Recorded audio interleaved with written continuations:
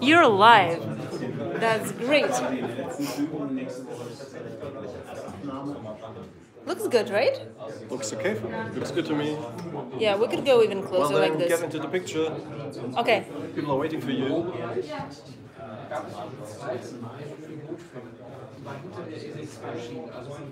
Hi. Actually, nice meeting you. That is about to get relaxing. So I just sit down next to you. I guess, yes. We're waiting for... Okay,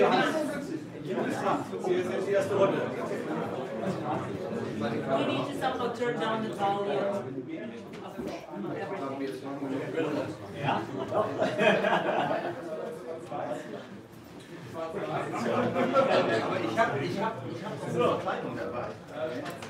Pass bitte auf hier mit der Kamera. Don't touch, don't leave. Nein, auf keinen Bewegung. So, oh! Ist okay? Ja. Do you think we might unclick the door back just to isolate the sound? Okay. Yes. Great. Can everyone else go out of the room, please? and cut off the internet, please. No live transmission from me. You're gonna hold your mask. Oh, great idea. Yeah. It's product placement. We though. barely survived, yes. Okay. As long as we can hear you, that's all that matters. Sorry. I really look that bad. Thank you. Es geht nicht weiter. Is that better? I'm hanging. That's really dangerous. Taking it off was easier.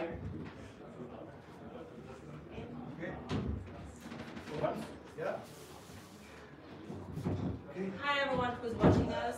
We're just hanging the door for you to hear what we're talking about. Ja, nochmal hoch. Can you rotate the camera a little bit? Could you please just rotate to see what's going on? Just with the tripod. Yeah. This is the wrong door. Ist noch ein Baum. So, jetzt. That's funny.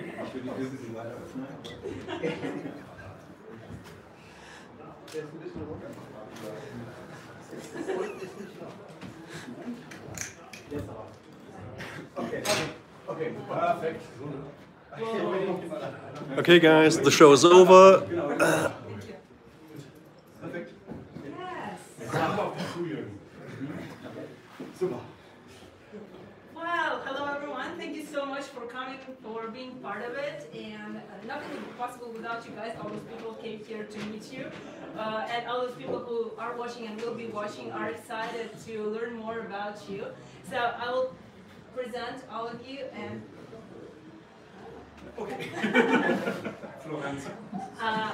I will present all the people who are sitting here, and then we will talk a bit about the past and possible future of the analog photography. So right next to me is Marwan. He is the editor-in-chief of Photo Classic International magazine about analog photography, who's been a remarkable success on Kickstarter. Yes, 300%? absolutely. It was 300%, I think. That was approximately the point. And yeah, the magazine, the second issue is now out. Well, in fact, it's the first issue because the first one was a special issue, and we have now the second issue. Yeah. And it will be shipped to you, or it will arrive everywhere in the world in a few days. So just expect something in your mailbox. Yeah. And the magazine is amazing. I saw it today, and I was first like, "Where's my article?" And then, wow, those photos are beautiful. Wow, those photos are beautiful. It's a gorgeous. It's just a piece of work. So we have a really special person here who also knows everyone else, and he knows a lot about you guys. He told me something. So we'll talk about that later. So we have the CEO of Jobo, Johannes Butimund. And Jobo is a company that produces processing devices and modular systems of tanks and processing machines for film photography up to large format. We have Highland Electronics here with the CEO, Jürgen Highland. The company is doing special darkroom printing devices, which is LED has the split grid printing system, density emitters, and anything on demand, right? All high-end and all made in Germany. And last but not least, we have Klaus-Peter Richter, CEO of Gossen, the high-end light meters, what we all need, what we all cannot survive without. So, we will be starting. I just want to know about you guys personally. How did you arrive at this point? How did you come to possibly love analog photography and have your company is running? So let's start with Johannes. Okay, it's not difficult for me to explain my background because JOBO comes from Johannes Bockemüth. It's an acronym from my grandfather, whose name was Johannes Bockemüth, and I happened to inherit his name. And from my two brothers and one sister, I'm the one who actually wanted to run the company. And my first memories with analog go back to less than 6 years when I was in the darkroom having a special father and son time with my dad, who was always busy but had time for me in the darkroom. So I love the smell of fixer, and I would never use fixer that doesn't smell because all those memories don't come back to my mind. So that's a bit of my background with analog photography and JOBO. You're going to tell us about your company. It's very similar, but Yeah. not global. So we started about 30 years ago. My father and me, we started a family business for the classic photography. And the main idea was to build dense-to-meter, which was not so expensive at that time as the professional ones, but it should be professional in use, so it should be long-term usable. And that was the idea 30 years ago. And the other background is because my company is located in Wetzlar. Both of us, my father and me, and some workers also have learned their business at Leica or former Lights in Wetzlar. So we are professionals in mechanics and electronics, and a lot of us have learned our profession at Leica. And dedicated to precision also. Yes, dedicated to precision. That's what Marwan told about you. But the love for precision came before Leica or was developed while working at Leica? No, I think it was educated at Leica. Yeah. One of the main tasks in learning my profession. Yeah. But the perfect exposure was developed by your father and automated by you. Yeah. He was one who has a lot of really perfect ideas, and as he was a mechanic and I was an electronic professional, so we have formed a good team together. Wow, that's quite a story. I absolutely love it. Okay, we'll talk about what you're doing now a bit later. Klaus-Peter. Yeah, so our company is Gossen, as you know, and we started the business in 1918. So it's a really long time, and Wait, you're 100 years old. yeah, 101. approximately. Not so, but it's yes, you're right. It's Yeah. 100 years old.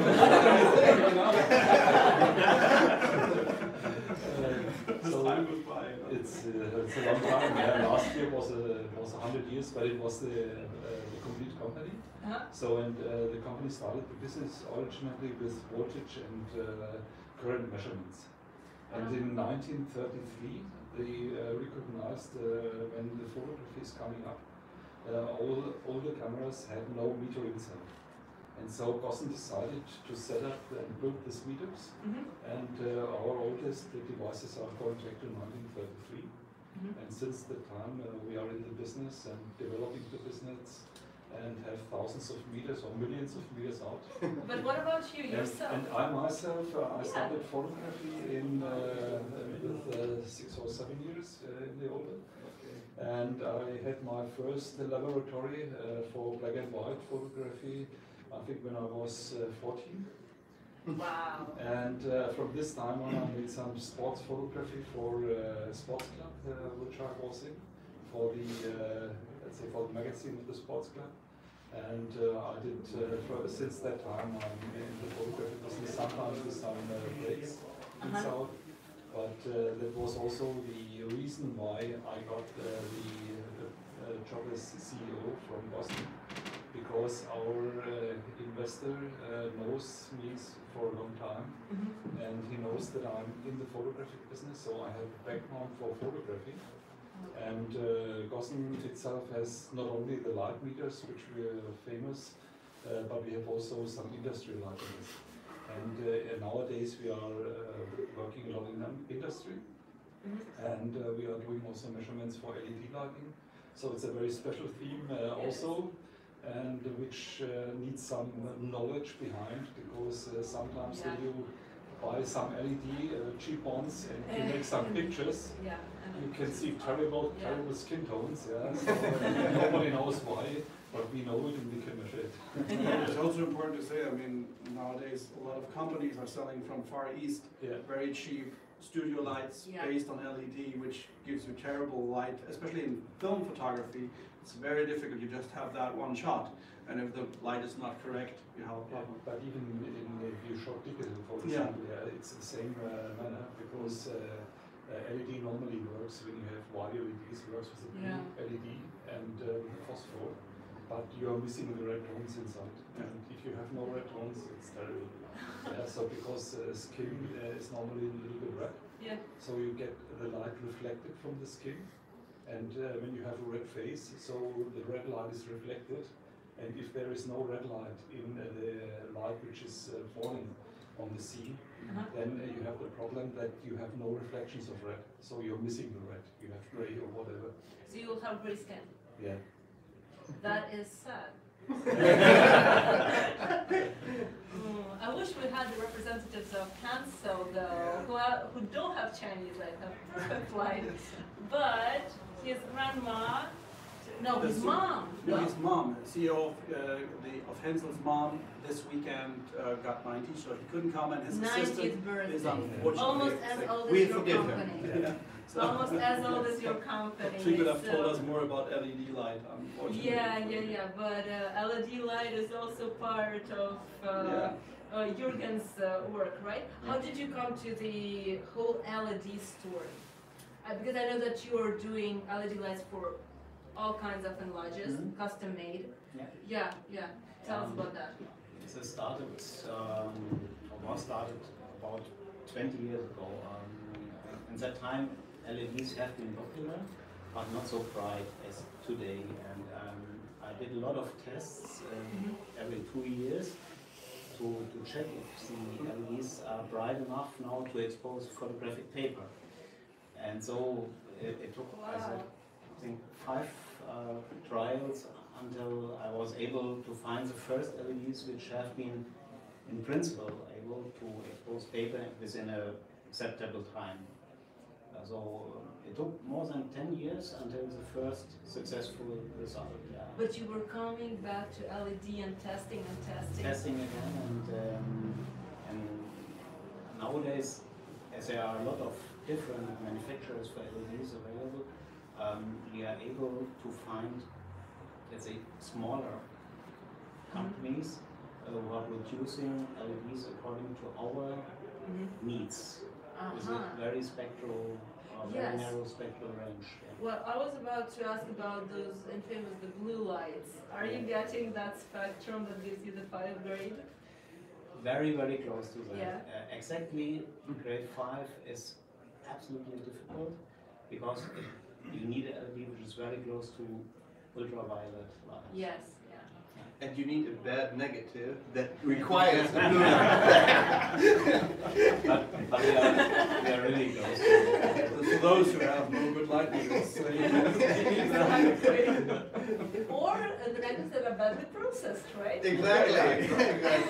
And you can't process badly with your, or can you? Well, there's always room for mistakes if you're stupid enough like me. So I have been able to produce mistakes, but in generally, you can say that with our Jomo processor, the nice thing is that you get absolutely repeatable results because the whole process is running at exactly the same temperature, and also the workflow, the time the chemistry is moving on the film surface is really well controlled, which is not the case as easily with immersion tank, and you work much more economical, especially if you have a bigger throughput. Rotation processing is better, and actually a remarkable incident for me was just a year ago. One of our workshop attendants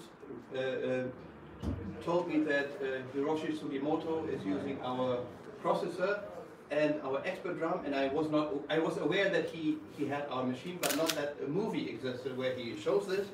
So I contacted him because our US distributor had serviced his machine. And the interesting thing about the film processing in rotation processing is the larger the format is, the more difficult it becomes to get an even undulated negative developing result. And since this photographer, Sugimoto, is using 8 by 10 inch cameras, and some of his most famous work is almost boring at the first sight, but then when you get the idea, you would need to look at it a longer time. It's just gray and gray, and if you have an uneven processing and undulation, the whole image is ruined because the peacefulness and the character of the gray tones would be disrupted. So the even processing is the biggest challenge to start off with, and then when you have the perfectly processed negative, it still requires a lot of skill to make the perfect print. And I know many people who love the split grade to get a very quick and very good result. And of course there are some artistic handcraft people who don't need the split grade to get the perfect result, but most of them have a lot of experience to get there quickly, because at the start it can be frustrating to start off with a decent negative and still not get the result you want. And so I think for developing, Jobo is really offering a very, very good basis to do something where Jürgen Heiler then picks up with his products. Right. Of course, we have to measure the light correctly, right? Yeah, yeah. Because even if you process it perfectly, if it's only black or only white and not the gray and the tone that you require. So I'm glad for my Pro Physics 2000. Maybe that's the reason why the NASA used your tanks for the Apollo mission. Yeah, well, at least they had very precious and unique recordings of the first manned flight to the moon, and everyone knows they were shot with a Hasselblad, but only our town Gummersbach knows they were all processed by Jobo equipment. So that's how reliable your machines are, and they're manufactured here in Germany. Yes, they're entirely manufactured here in Germany. That's impressive. That's impressive. You were talking about large format, and I started immediately thinking about super large and large. I know that Jürgen recently did in my home country, right? Yeah. Could you tell us about this one? Yeah, we have a very good relation to some guys in St. Petersburg. I met them first time 6 years ago, and they run now a gallery and a dark room there in St. Petersburg, a very, very professional one, absolutely. And about 2.5 years ago, they had a request about a horizontal enlarger for 20 by 24 inch negatives. Ooh. So it's like it's 50 by 60 centimeters. The camera can show it now, but there's a field camera for the same negative size. And as horizontal enlargers have not been very popular in the past 20 years, there was no innovation in that. The youngest one you can get, I think, Kiesler enlargers, which are still produced. And in the time before, also Company Durst has enlargers in their brand. But nothing was available on the market, and especially nothing for negative sizes larger than 12 by 16 inch. Yeah. That was the biggest one which I know. And yeah, that was really a challenge for us to build such a machine. From the no ideas how to do it, and my friend and me need 2 years to manage that job and to install the enlarger in St. Petersburg. 2 years? 2 years. Wow. I mean, you just went a total new approach. It was nothing, in fact, you just not copied something that was there before. You just totally reinvented that thing. You reinvented the wheel, just frankly speaking. It's a total new concept. Yeah. That's We incredible. use a completely new concept because the horizontal enlargers, well known until that time, used all rails where they are running on. The rails have been pre-aligned to the projection wall, and then the enlarger moves on the rails back and forth. And our idea was to build an enlarger which needs no rails, which have simply wheels made out of rubber to move back and forth, to enable to control it, to drive it in every direction. And as that was our idea, the next challenge was how to align that enlarger to the projection wall. And that was also a brand new idea. We used 3 lasers and measure the distance to the wall within plus minus 1 millimeter, 1,000th of a meter, to align the enlarger automatically to the wall. Maybe you just say how many hours the software just took.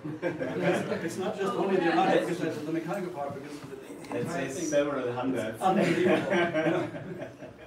It's unbelievable. A lot of work, and yeah, nevertheless, that was our task, and we did. Yeah. Wow. I didn't know you were doing it for 2 years. Yeah. Quite incredible. And yeah, there are a lot of users JoboTeX, I think. And they certainly have your processor. I think yeah. I've Yeah. seen one. So. I'm really it. So they have a chance of producing great photos. Exactly. Okay, that's been a challenging client. What's been your most challenging client? Have you ever had like some kind of super interesting request? Light is something which is physics, and physics don't change over the years. Almost. The only thing that we recognize is that the light is changing. So from one point we have some developments in the spectral measurements, but it's more not so oriented in the photographic business. It's more going to the industrial business, to the lighting business. But it influences as well the photographic business, but nobody will pay 2,000 euro for a light meter which can measure the spectral light if you are using, let's say, a flash or anything else. And I think that's one of the main things, so you should know about that. And the most people rely on what they get from the market and what the dealers tell them. And in some cases it's better to make measurements. Yeah, but by the way, I just noticed a few days ago I got a call from one of our readers. He just asked me about the light meter, and especially the Gossen light meter. He went to a shop in Hamburg and wanted to buy the Starlight 2. And the dealer told him that the Starlight 2 can't do zone system, which is totally crap. It shows that a lot of Don't say the name of the dealer. No, I know. But what I wanted to say is that a lot of people don't really know how capable these machines are nowadays and what they can do, and especially yours also is very great for cinematography, which is, you can switch it for cinematographers. All these things are quite important to say. Yeah. It's a complete, let's say, a complete application, but it doesn't change, let's say, from analog to digital photography. It's all the same, because it's the physics of the light and you are working with this physics. So what we recognize is that a lot of people don't know, they have good equipment, but they, in most cases they don't know how to get out the best. Because it's no longer part of the education of photographers, and we see also that you have a lot of photographers coming inside the business, but they have no special education or training, so they are coming from the side and say, okay, we are now good photographers, they make perfect photos, but on the other hand, they should also know about the exposure and and about the light. And I think these 2 points are almost a little bit underrepresented in the magazines and also in the reportings. And we have actually made in France for a French distributor, we have actually made a short video to explain to people, and this is a professional photographer, what they can do with the instruments and what they have on the hand. Yeah. And the most different thing is if you're using a light meter, it's in some cases it's necessary, because you have no light meter inside. It's the main form of the big form of photography. But also when you are looking at flash equipment, if you want to set up lighting, if you want to set up contrasts, you have to measure that. Either if you don't do that, you are playing, you're gambling around, and maybe you get a result, but the time is critical. So you have to do experiments, see the results. In analog photography, it's not possible. So most that I can recommend is use a light meter, and use it not in the reflected mode, use it in the ambient mode, and it's more better to measure the light which is falling on the scene, because then gray is gray, white is white, and black is black.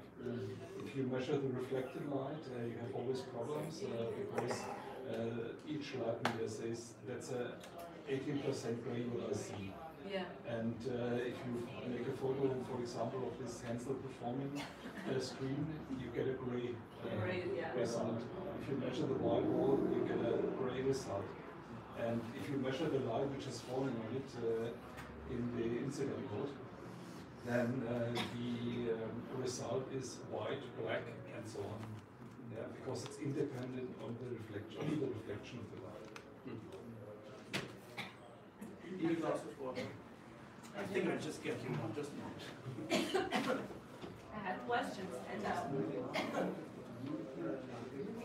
now it's starting to coffee. I have questions for I mean, when you, especially what you say when you talk about analog photography, you can't just make a test print unless you have a Polaroid, and even the Polaroids are no longer easily accessible.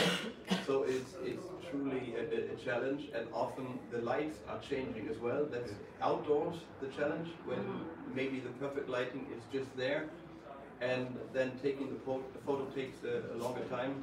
But what I actually like about my old focus, I've been impressed by the small size of the new Gaussian light meters. But the Profi 6 I have, I like the analog dial, where I can read off all combination of time and photo. So that is just like my watch. I like the analog display. It's perfect for me, and it still works perfectly. Of course, if I then need to add a spot meter or the flash, the modern things are wonderful, but I still somehow like the analog flare and the analog dial overview. But pay attention, because we get several calls, and people are buying such old analog materials.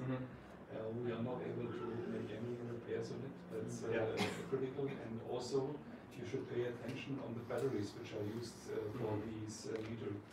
Because you have in some meters you have batteries. It's mercury. Mercury, and it's forbidden since 2000 to sell such batteries. So you can get them in Russia. I'll order some from you. You can get anything in Russia. I have not heard that. Even 20 by 24 inch horizontal. Yeah, it's a little bit difficult when you have this old stuff and you don't know what is the quality of the measurement. Yeah, so that's one thing I just want to say. I mean, that's the good thing about companies that are existing and producing, that it is possible to do service and maintenance. And this is with all these companies we have here. That's one of the points, because sometimes you get old stuff and it is broken or whatever, and it's very difficult to find it. And especially a measurement device, it's kind of very precise, and if it's 30 years old, I don't know if I would rely on my doctor's measurement devices if it's 30 years old and you want it from the internet. So But 30 years is not too old. No, we have absolutely. 50, 60 Yeah, years. I heard that people, they had a 1950s and it's broken and they want to repair it or something like that. And you don't repair them? Do you repair your... No, we cannot do it anymore. So I think you did it recently and the guy died. Until 2013, then we stopped it because this guy was very old, and 1 year later he died. So nobody knows about this technology. It's 50 years old. Sometimes it's 60 years old, and so it's better to have the new one to rely on it, and also you have something which can be serviced and can be let's say calibrated and whatever, and you get a support from us. But for these old meters, it's more, let's say, for the vittering. I have also some meters which are very nice from 1936 and so on. But it's not for measuring, for reliable measurements. So I would rely more on the modern types. You can do it with the old ones. It's clear. I don't want to say throw away if you have something which is working correctly. But please pay attention. Maybe the measurements are not so good as we expected. Yeah, you were talking about the measurements and the light and the color as well. I just had a question. Jürgen, do you have any plans of doing color heads with the LED? Is it possible? Yeah, in principle it is possible, and we have already some customers all over the world who use the LED code light sources for color exposure.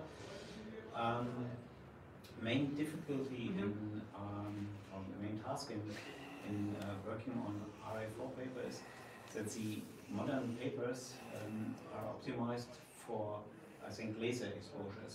And therefore we have a red sensitivity, which is in a very long range. It's very close to infrared. And so with a classic red LED, you need a lot of power from the LED to expose that part of the emulsion. But it works in principle, so you need a lot of red, I think half of green, and very low blue, and it works. We have a controller which we offer, and there you can set the something similar to filter values from 0 to 400. So we have a very fine range, but it's in RGB, red, green, and blue, and that's very different to the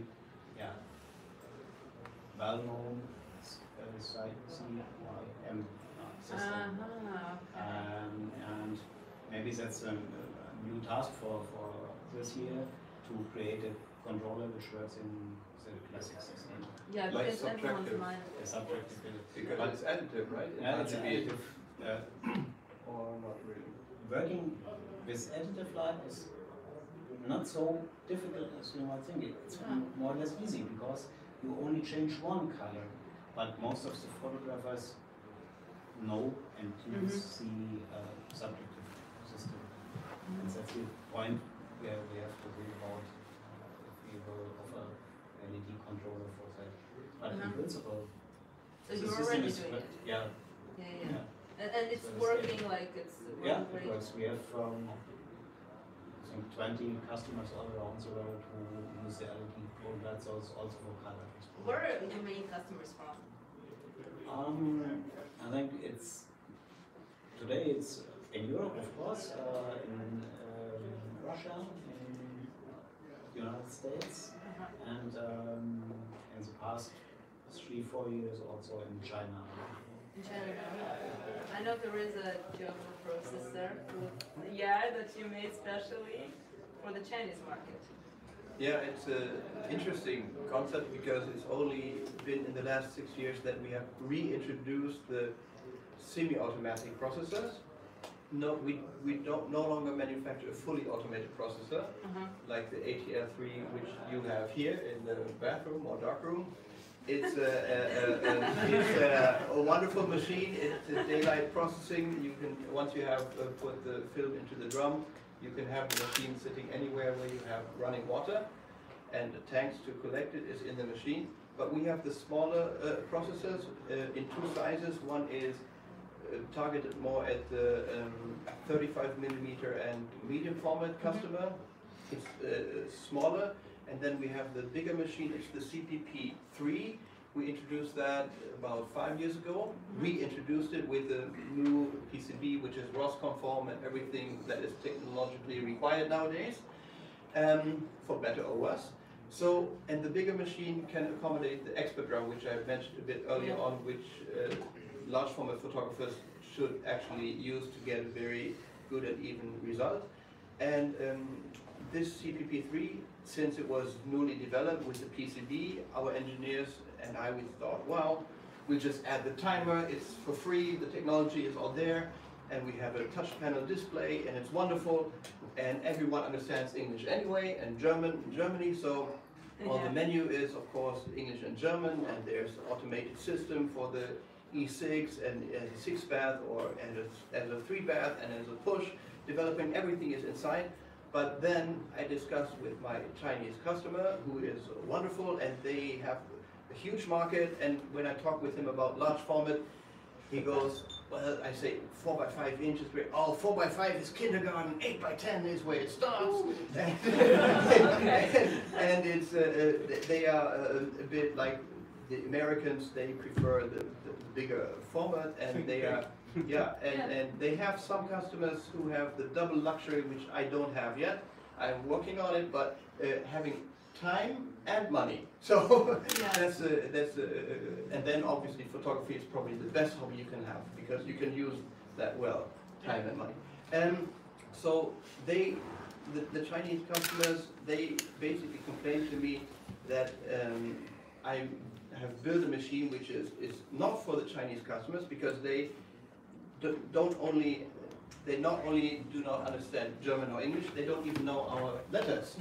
So they said, what we want is the old retro style, and we want knobs, on, off, temperature, up and down, pump on and off, and rotation speed, motor speed setting. And I thought, well, that's really logical. Now that you tell me, I could have seen it before, but it makes sense. The only problem is I need to develop a new PCB. It's a bit like with Jürgen Heiland, that it's possible, but we need a commitment from both sides. I'm willing to do it, and then my Chinese customers, with his biggest dealer, they decided they will commit a certain quantity. And then we said, okay, that's fine. We'll redevelop it. And actually, I must say, I'm just done the first test last week with the setting, and I must say, I do have a clock in my darkroom anyway. It is actually really, really easy to use a machine where you just turn a few knobs, and you can you don't need to think about the process. And the only optimum solution would be to have a fully automated machine, which we currently don't have anymore, because the market doesn't seem to be big enough to for us to invest into a fully automated machine, which is much more complicated with the pump system, because with the chemistry, especially for color chemistry, all the hoses, they need to stay clean, and wherever the chemistry runs in, then needs to be everything needs to be designed so no backward contamination can take place. And even the glue you use is important, so that no chemistry gets stuck in the wrong glue, which soaks up the chemistry. And sometimes even bottled chemistry in water, in plastic tanks can contaminate each other, because there is very high sensitivity. So the backward contamination is really, really critical. And many things look very easy with our machine, and we like people to think that things are easy, because no one should be afraid of photography. But actually there are a lot of things that can go wrong. I'm sure Jürgen Heiland can say the same about his machine. Even though his machine may look more complicated than ours anyway, our machine, many things look simple, but when we do the testing and the temperature control, whether you control the temperature at an environment temperature of 18 degrees, and the algorithm to keep the temperature at 18 or at 20, the heater and the cooling system will go on and off at a different level than an environment temperature of 25 degrees. And then what water is coming from the faucet? Is it 17 or 14 degrees water, or is it 22? No one thinks about this probably as an end user. They shouldn't unless they have a problem. And then it's always our engineers or service people who think, where can this problem come from? And then it's great to have employees who have been in service for many, many years or decades. Oh, I've seen this problem, it's probably 25 years ago. It must be like this or that. And we're very, very grateful for employees and people like my father, who is still quick and alive, whom I can ask, what about this or that? Because this is one important point. We are now at a very critical time. We just saw that through the Magic magazine. We have a critical time that there is still knowledge available. There are still people who know the principle of analog photography, but especially we later see it with Tignal. But we have, on some points, the risk to lose this knowledge. And this is based on more than 150 years of constant learning and learning by doing and experience. This is not so easy to get back. You can see that, I think there were some attempts to copy your machines. All of these attempts never got to a financial success, because people just noticed after their first E6 film, there's something wrong with the machine, and even a copy will cost incredible money for crap, what leads to bad results. So it's very important for us now to support really the producing and manufacturing companies. This is not a business talk what we do now. If we want to have photography and we want to have analog photography, we can't rely only on eBay. eBay is not one of those places where we can believe till the end of all time new cameras will grow, or we will find some outdated film stock or whatever. We have to see these companies are still working. They're doing their best to really to give high quality products. Unfortunately, it costs money, but everything in life costs money. And if we want to have good products, at least we have to invest in that. We had a discussion earlier that digital is actually much more expensive. It is, at the end of the day, yes. Yeah, if you want to print digital. Yeah, or if I just tell you how much money I burned with my digital cameras in 1 or 2 years. The reinvestment cycle is a critical issue for digital. I admit our processor is not cheap, but it is made in Germany. And my problem is that it probably will also last 30 years again, which is an advantage to the consumer. If you amortize an investment of 1,500 euros over 30 years, and you know each time you develop, you're very likely to get the result you expect and not a breakdown of the machine just while you develop something very important. I think the value is good, and I think the point Marwan makes to secure the know-how and the availability of products for the future is an issue, and that's something that we also need to see for large format, the lenses and the shutters. There are some tricky bits here and there which we see, and maybe I think we have talked about it at some stage at Photokina, and I've talked about it with Omar from CATLab. So there are things that we need to address, and once the demand goes up enough, I'm sure there are enough photo enthusiasts like us who will maybe even form an alliance to invest into something new. It's interesting because here's Steffen Diemer, he's a photographer, we just we can't see him because he sits on the opposite side of the camera. He has his assistant there, she is learning analog photography. How old are you? Just 24, you see, so the next generation is on the way. But we need the previous generation, otherwise what will we do? Exactly. If everything gets lost? Okay, so how do you see your future? Do you see your future bright in analog? Do you see the demand growing? How do you see, it's a question for everyone, like how do you feel the market is behaving right now, and what are your plans for the future? Is it okay if I continue a bit? The remark of eBay, I will pick up the remark from eBay, because our biggest competitor in the last 15 years were our own used products on eBay, keeping people from reinvesting. And I know professional photographers who gave away their ATL3 just for a warm dinner at a Chinese restaurant if the person who got it picked it up for free, you know, and he didn't need to send it on a pallet and pack everything. So that's what happened around 15 years ago, roughly. And then the price of used equipment, which still works wonderfully today, and I can't deny that many products still work fine, were sold very cheap, and it was mainly the art schools, universities, and these type of institutions who were ready and willing to invest into new Jobo equipment. And in the last 3 to 4 years, we have seen a steady growth. It's not huge, it's not doubling our turnover here, I would be completely lying, but it's double-digit growth of our machines and equipment, and also what I think is equally important is very interested and committed customers. We still have many customers who complain, why is the machine not for free, even though it's made in Germany. But there are more and more people who say, well, I actually want to have a result that I can live with, and I think people are learning nowadays with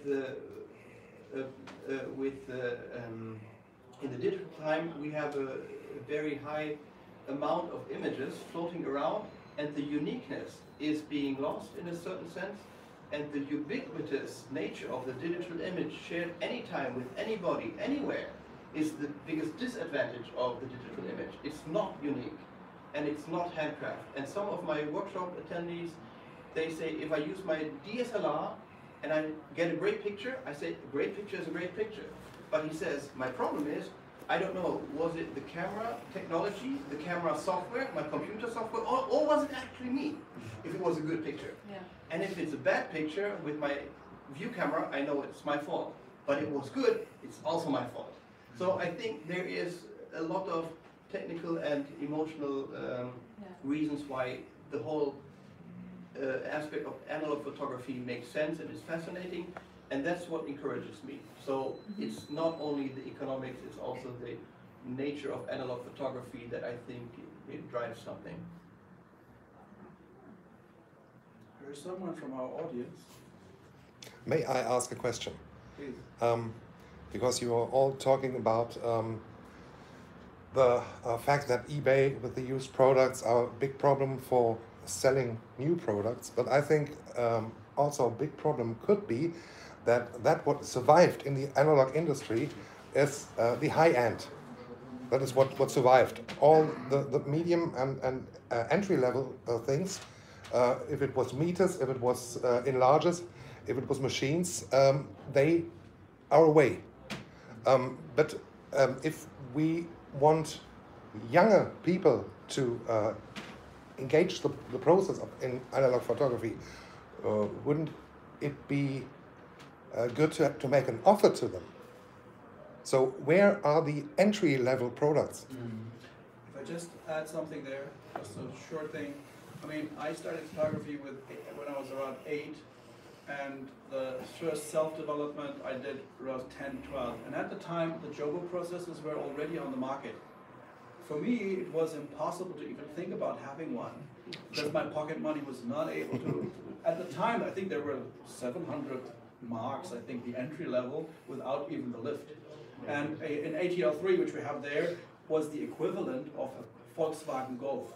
So now we just can see it is not really, if I just compare it, it's not really a difference. At the time, I couldn't afford a processor. I had to do it. But in digital it is.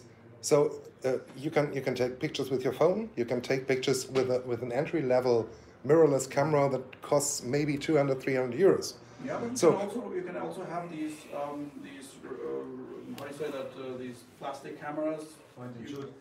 And how much does your iPhone cost? 1,500 euros, sir. Please invest that into a CPE. No problem. It will not be outdated within 3 years. I can promise you that. That's not the problem. I can afford a bigger machine, so I'm out of the range needing entry-level offers. But a lot of people need entry-level products.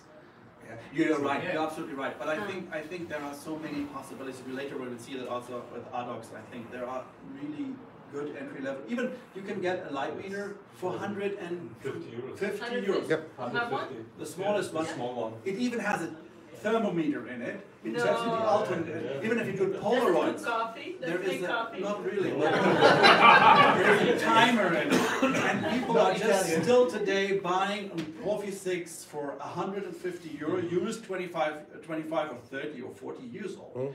They could buy immediately a small one. There are, and I think if you want to do the self-developing, at the time, I remember when I was 15, I had to buy my first Jobo reel.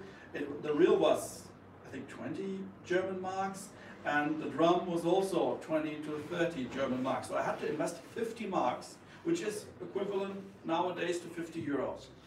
In fact, the things didn't change. The interesting thing is I still have that first tank. I still have it till today. Even the reel works. So I'm just saying, I mean, there are possibilities to get in my opinion. There is one, I'm sorry, there is one problem. Back then you had no choice. You either do photography analog or you don't do it at all. Right now, you can do it with your iPhone, you can do it however you want. So for companies, it's important to attract attention to their high-end products. Because, okay, you can buy used tank on eBay, again, like it's an old product, it's your own problem, it's your own good product. And there will be no income to the companies. So there should be some kind of entry-level products exactly for people to get used to the brand. So when you start analog photography, you have to be like, oh, okay, I can get something new and something maybe with a new technology and cool design, also very important. So it's nice to use. So I don't use, okay, maybe it looks retro, whatever, someone used it before, but this one has a cool design. It's so nice. It will look good on Instagram. It's important. So there should be something that is Instagrammable, that is fun to use. It's a new generation, it's a new thing, but it's really important if you really want to market your products to the next generation, which is coming and which will want this. I mean, you see Instax every photo. I mean, it's not a bargain to buy it, you know. Yeah. But it is extremely successful. People are willing to pay €2 or €3 per photo. Exactly. You know? And, why? Because it's cute. It's nice. It's exactly, and we have a new generation. That's for sure. The photography is not the same as in the 1990s anymore. So. Definitely. Yeah. What about the enlargers? What are you saying? Oh, yeah. How do you see your future? I'm just curious about the new products. I don't see the future of our company in being a general enlarger manufacturer. I don't think it's worth to think about that, because there are still some companies on the market, and we don't like to attack them. But I see our future in, let's say, in the range of the horizontal enlargers. So not only for the 20 by 24 inch version, but also, let's say, for 8 by 10 or 12 by 16. Because there's also nothing on the market. Most of the machines have been damaged because they have been very heavy, and no one likes to buy a machine and to transport 500 kilos from one place to another one. I think there's a chance in the future for us. But on the other side, my idea is not to attack companies who are on the market. The entry-level product, that's a big challenge, I think, for all of us. Not only for the enlargers, it's also for all other things in the analog photography market. Because cameras, we lose more and more cameras, which could not be repaired. And the question is, where would be, let's say, an entry-level camera in 20 years? Where will you find one? The same for the whole darkroom equipment. And in my opinion, darkroom equipment is only one part. The other part is who will have the space to build up the darkroom in the next 10 or 20 years. Houses and flats are going are more expensive now, and you don't have the space in your own house or in your own flat to build up a darkroom. And this may lead us to a question: why don't we join together, like here in darkrooms, which are shared by 10, 15 people. Not a photo club, but people who have the same interest and they share in these rooms. They share these rooms, they meet there, they discuss their photos. That's, I think, a challenge for the next 10 or 20 years. So shared common spaces where you share the passion for And photography. meet each other and speak together, not only via internet, also personally. Of course. That's what we're doing right here. Yeah. Exactly. That's At what the end Marwan of is the- doing. At the end Marwan of the and day, Chris you are should have working. the workflow of taking the photos, developing it, and later on make a scan so that you are able to share it also with the bigger community. And digital is a fact. We live it, and there is a connection point between analog and digital. It's definitely like that. We can get the grain into a file so that you can, but there's nothing, I mean, to have a real print is by far the best, but it's definitely Instagram. But it's both. It's just both. Nothing is better or nothing is bad. There are a lot of bad photos, analog and digital. So Exactly. that's Exactly. nothing to do with Nothing that. guarantees it. Yeah. Nothing guarantees a good photo. But if you do have a good photo, you have everything to print it, to expose it, to process, and to print it. Thank you so much for being part of it. Yeah, I'm very happy that you just and that the work with Nina here. I think really charming. I would say. Yeah, Well I was done. really nervous to meet you guys, but I was so curious. Like all the people behind the brands that I know for so long, and it's just amazing what actually internet can do, because we met on social media. On social media, exactly. Yes, and all of this was thanks to social media. And thanks to both of you and your team in the background. Thanks for bringing us together. We know each other from the industry, but it's a great event, and we're very happy to see so many enthusiastic people here, and also probably joining us on social media, as you said. I'm sorry, I have a very detailed, concrete question to Mr. Jobo. Mr. Jobo. Okay. Can we cut off the recording first? Mr. Jobo. Himself. This was all well said about preserving the knowledge of the last 150 years and the knowledge of the technicians and constructors, etc., etc. But I have a concrete problem, because just a question, why are you not servicing your old ATL machines in the future? So it was all said about... Okay, it's not entirely true. What is the current situation is that we have a former employee who is independent, and he has been independent, been working for probably 15 years now, and he is more or less retired now. So he still services machine ATL 3, he still has some spare parts, he still has some PCBs, which people will complain are too expensive, but he has only 3 PCBs left. So he may say, who really needs it, he may be willing to pay it, and he will be happy that I still left it there for him to service his machine. So it's not economical to produce spare parts for a machine that has been EOL'd, end of life, 20 years or 25 years ago. That's one part. So it's not our own service. So we still do service for, like my customer in China, he just sent me a photo of a CPA. And from the serial number we can see it's 35 years old, and we still have a cog. We no longer produce, but we have it, and we probably send it to him for free. Well, maybe not. Maybe not. But so we try to help out people who are in dire need. Just like my friend from Gossen says, "Oh, if you have something that's broken, I still have someone in the back of my hand who can repair it. I'll try to help you." But I cannot pay my employees by helping everybody for free, and so I need to find the balance what we can do for the industry to help, and where it's quickly possible, because I still have the car. I cannot produce it for him just for the one-off, but and maybe the day will come again where enough labs will want to have analog results that even an automated machine would make sense for me. But now, at the moment, it doesn't seem to be the case. There's more to do than just preserving the PCBs, the mechanical problems, etc., etc. So I visited him yesterday, Mr. Sanche. Yeah. And I spoke to him, and he said to me, "Oh, after my question, what is really important for me, who will do your job in the future?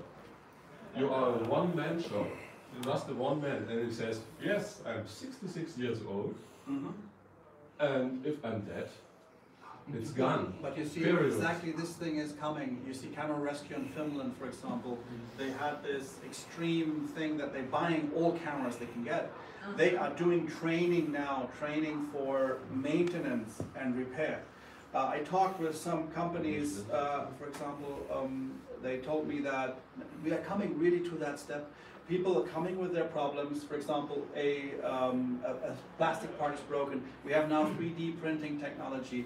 I think you should be a bit more, a bit patient. I think if the problem comes more and more, there are a lot of people around. We just have to address that. And it's good that you mentioned it, because and I'm sure in 10 years we still will have your ATL running. I'm sure. Okay, no, I see the difference between this company and this from Carl Hudson. He is aware of this problem. He's also a one-man show. It's a worldwide one-man show. But he thinks about what is keeping his company alive if he dies tomorrow, airplane crash, etc. And he is, was heißt Ausbildung nach, wie auch immer. There's a young man who is a trainee by him to guarantee the future of service of these wonderful Tango ground scanners. So I need to have just an address who wants, and it was very disturbing experience yesterday. He said, "There's nothing. There's nothing. If I'm dead, there will be nothing. It's dead. Period. Final." I think that's a very good example, because like Heidelberg, who produced the scanners, just abolished everything, and that was like the worst example ever. And he is the one-man show because he was an ex-employee of Heidelberg, and that was the same thing that the man was in Heidelberg was thinking about just leaving nothing behind, and then someone developed his own account. This is a total to different. help. But he is thinking about his successor. Not about his. And I don't see it at Mr. Sanche and so on. There's nothing. But the good thing is they have at the moment service and maintenance. You can get that, and so. Yes, but he's one man. Yeah, you're right. You're right. But it's very important to address this problem. We have the same problem with cameras. People. Not so. Oh, we do have. The machine is incomparable. We do have. Take the. We have that here. The Dymax 7, for example. This is the last generation of these Minolta cameras. If there are a few technicians who can repair them left, but what's going to happen afterwards? There's no other automated developing machine that's that's not right. comparable to brands. At the moment, I think people need a lot of them. I'm very positive at the moment about all the developments we have. You can develop it new by an Arduino device. It's no problem, but someone has to do it. Then do it. If it's no problem, do it. If it was that easy, we would. And I will start a professional lab, and I have to guarantee the working of the machine. Yeah, that's right. But don't worry, if a lot of people, if there is demand, there will be offer. It's how the market works. Yeah, but it should be. It will be fine. The demand has a defined scale of quantity. The demand. That's right. So, that's right. But I think at the moment what we have, and that's interesting, I talked with the former chemists at Titanal about the E6 process. And what we have at the moment is that the demand, even for those who are running labs, is exactly on that scale of the CPP. Every lab nowadays, let's say if it's a smaller lab, gets 20 to 50 films a day, if it's a big one. And that's exactly the quantity you can develop with a CPP, with the amount of chemicals you get. If you had, for example, the ATL3 we have here has a 15-liter tank. Now, starting with, and you need 35 liters to start. We have 1.3 kilowatts of upheating temperature. You need a lot of films to do that. So the CPP at the moment for a professional lab is, in my opinion, exactly. No, because of the cost that you have to develop films by an ATL is not including manpower. Sure. And that's the most expensive point. And if you to work with manpower with the CPP3, it's much more expensive. It's a complete other thing. Yes, but it's the main point. But you know how much an ATL cost at the time when you got a new? Not much. It was 20. This one was around 25,000 German marks at the time. Yes, I bought it new for me in 1990 for 8,000 refurbished by Jobo because a really new one was too expensive for me. Yes, I know I have enlarged sales and it cost 100,000. Yes, I got them for €1,000 now, but you need to be serviced. Yeah, and it's the only reason I bought the Fango drum scanners was the service question. It's solved. Right, it's there. That's about the main. And we will see. We will see with them later on. Yeah, they're coming. Yeah. So thank you everyone very much. And afterwards we will have also time to socialize and ask everyone questions. And thank you for being here.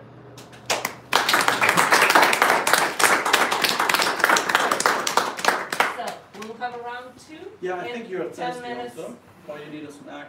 No, I'm good. 10-minute break, and we start again. I'll just take the other.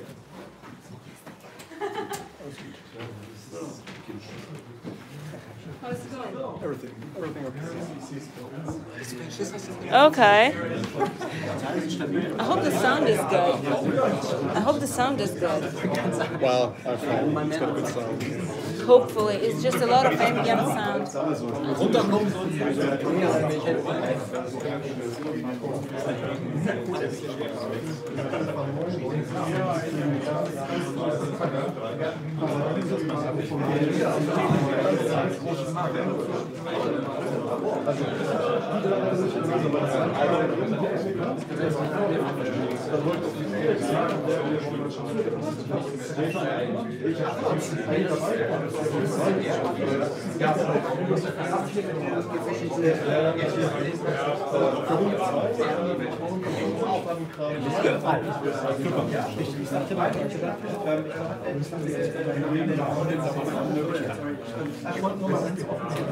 Hallo. Ja, genau, ja.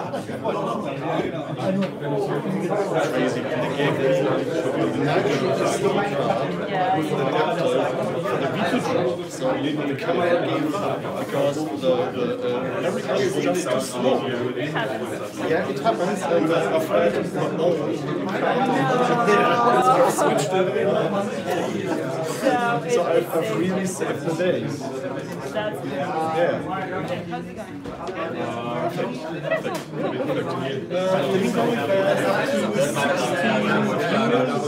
It's like new people coming. They come and go, but I don't know, I'm just working on the sound. It's going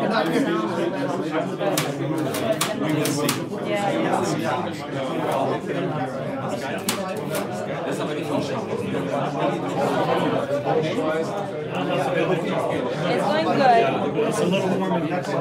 Yeah. Can't really keep the windows open because it will be a lot of noise. Find a computer. I need tea.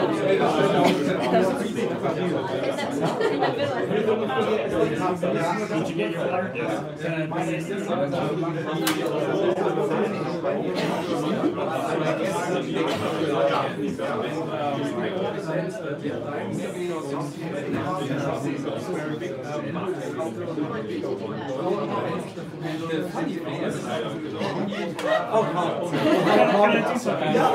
I could create chaos.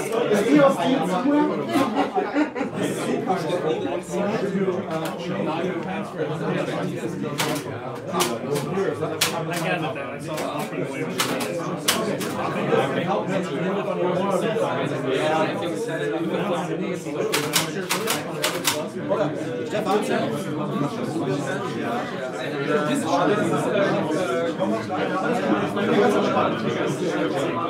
Ganz entspannt. Ist dein Laptop hier? Du bist Journalistin. Ich habe das hindert. Sehr diszipliniert.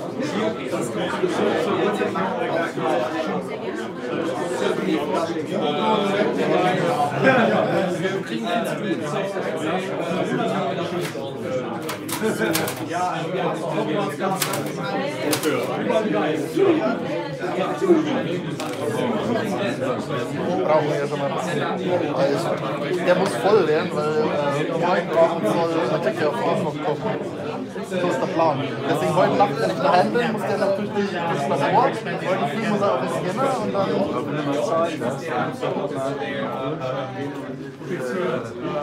Was da waren so von Quatsch zusammengekommen ist, von der Diana, das war so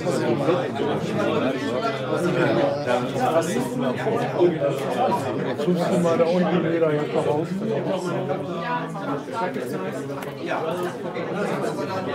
Ich glaube, wir sind noch live.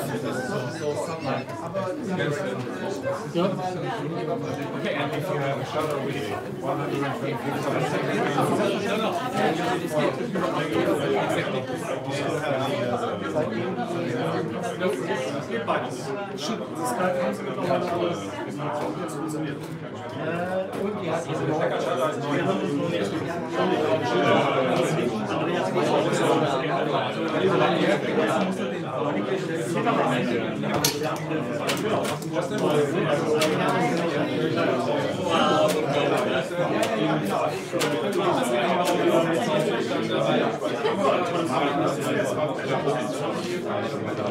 Man erkennt, dass Leute Ahnung was haben.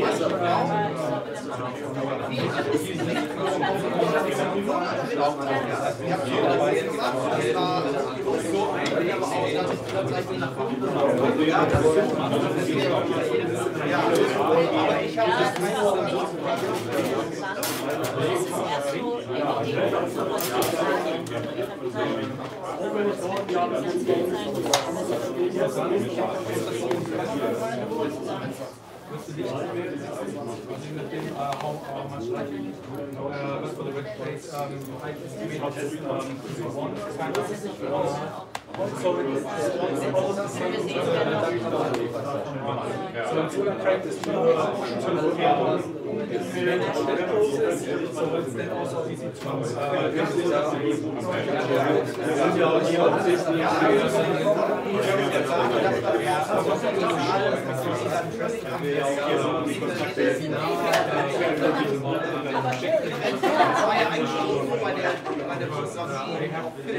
this one, the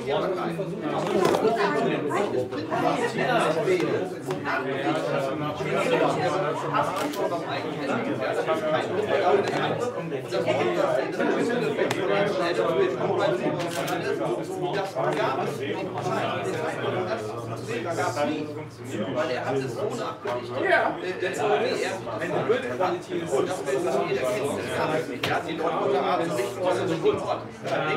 You remember the camera, they don't build the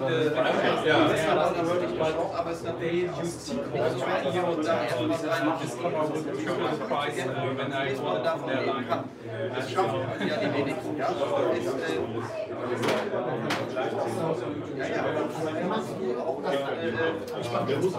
in der Workshops weiß ich, was jetzt heißt. Das Problem ist, Workshops mit Wettbewerb, das ist auch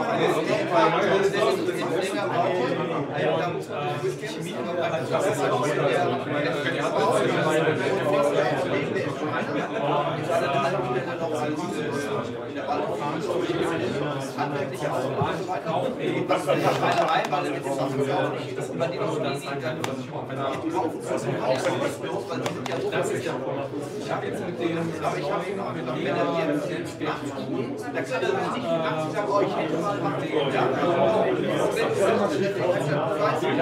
vielleicht nicht so viel ist, aber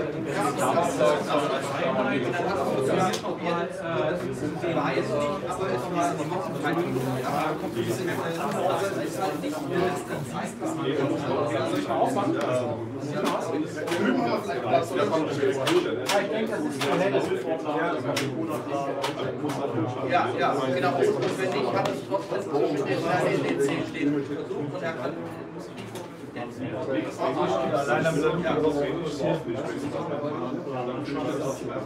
ja, das ist ja okay. Ich meine, ich habe in Deutschland, ich habe ja echt geschafft, vor 10 Jahren musste ich Deutschland ich habe halt ich will jetzt nicht sagen, also ich habe ja, bei die ist und ich habe es nicht angepasst, was ich hätte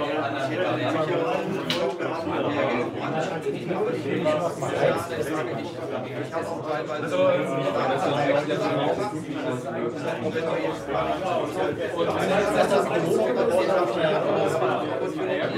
habe ich jetzt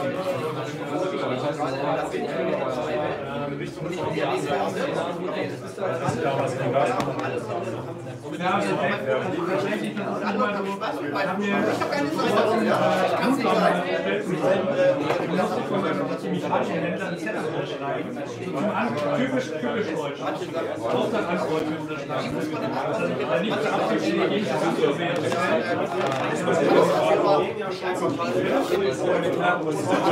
Leiter Jackson habe ich nicht gewusst, in dem Land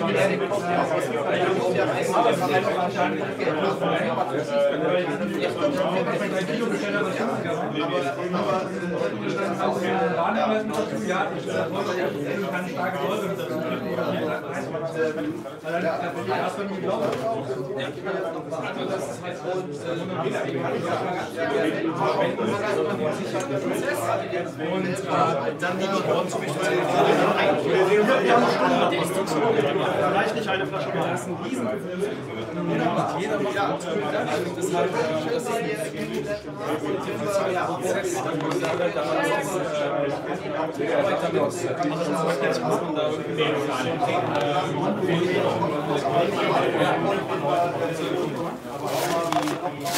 Die kann haben das wahrscheinlich auch für die Plansche.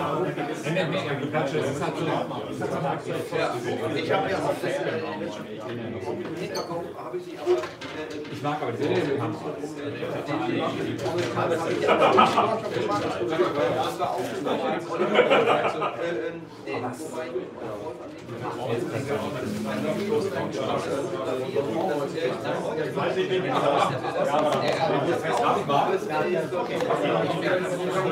Wenn das ein Rückgang wäre, das ist dann wie kann ich auch nicht dazu. Das nutze ich auch. Ja, okay, tschüss. Und du hast recht, ich hoffe, ich kann mich zu einer 5. Ich hoffe, ich kann nicht mit der Antwort. Ich finde den Johannes als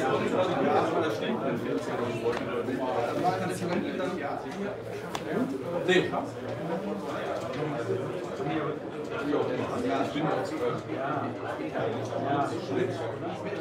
Ja, du musst dir mal ein bisschen Verteiler nachgucken. Und du siehst halt schon, 550er ist halt dünner. Ja, okay. Studio ist. Ja, aber das auch mit dem Fortbildungsprozess. Ne?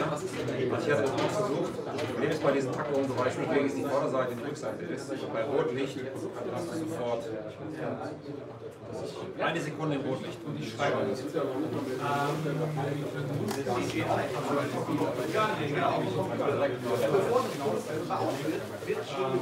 Ja, sagen wir mal so.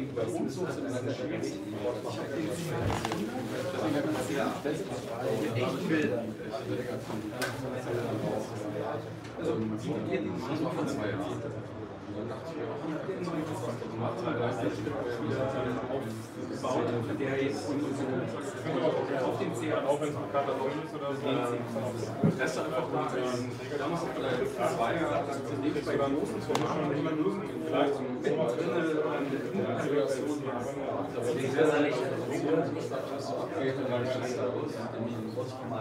ich will genau warten, dass es bei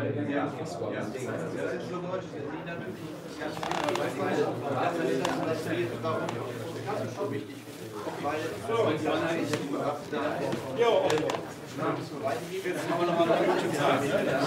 Hast du vorher schon gesprochen oder hast du schon gesehen? Ich habe es nicht geschafft.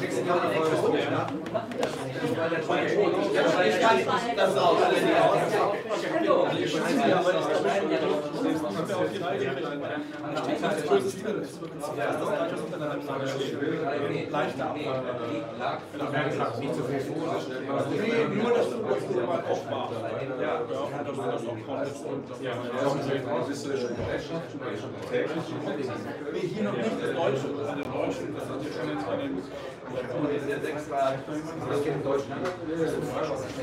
aber mit deinem der Cover ist auch von 94. Ich glaube, ich kann es ja auswendig nicht sagen, aber das ist ein Cover von jetzt. Ich schicke muss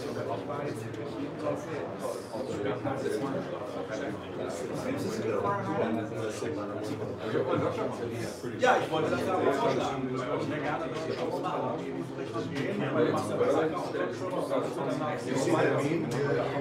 Wenn du mal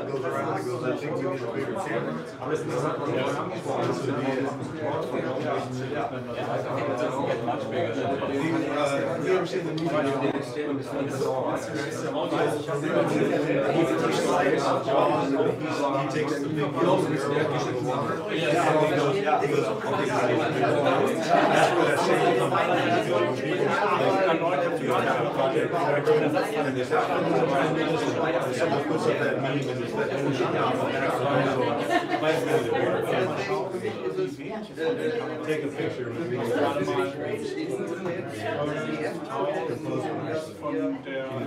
Can you get the whole thing?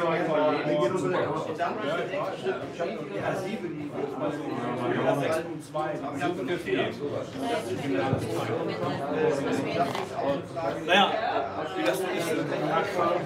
kennen ihr euch beide? Nein. Das ist Christoph Morlinghaus. Der macht diese Superlativen-Geschichte. Unter anderem. Unter anderem. Und das ist Oliver Fulton.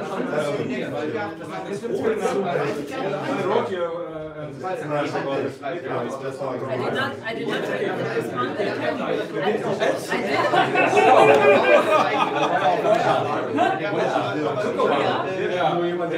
Sometimes I respond, sometimes I don't, because I confuse the decline and the love buttons, and sometimes I just decline and all the messages. I do, and so sometimes I like das Internet.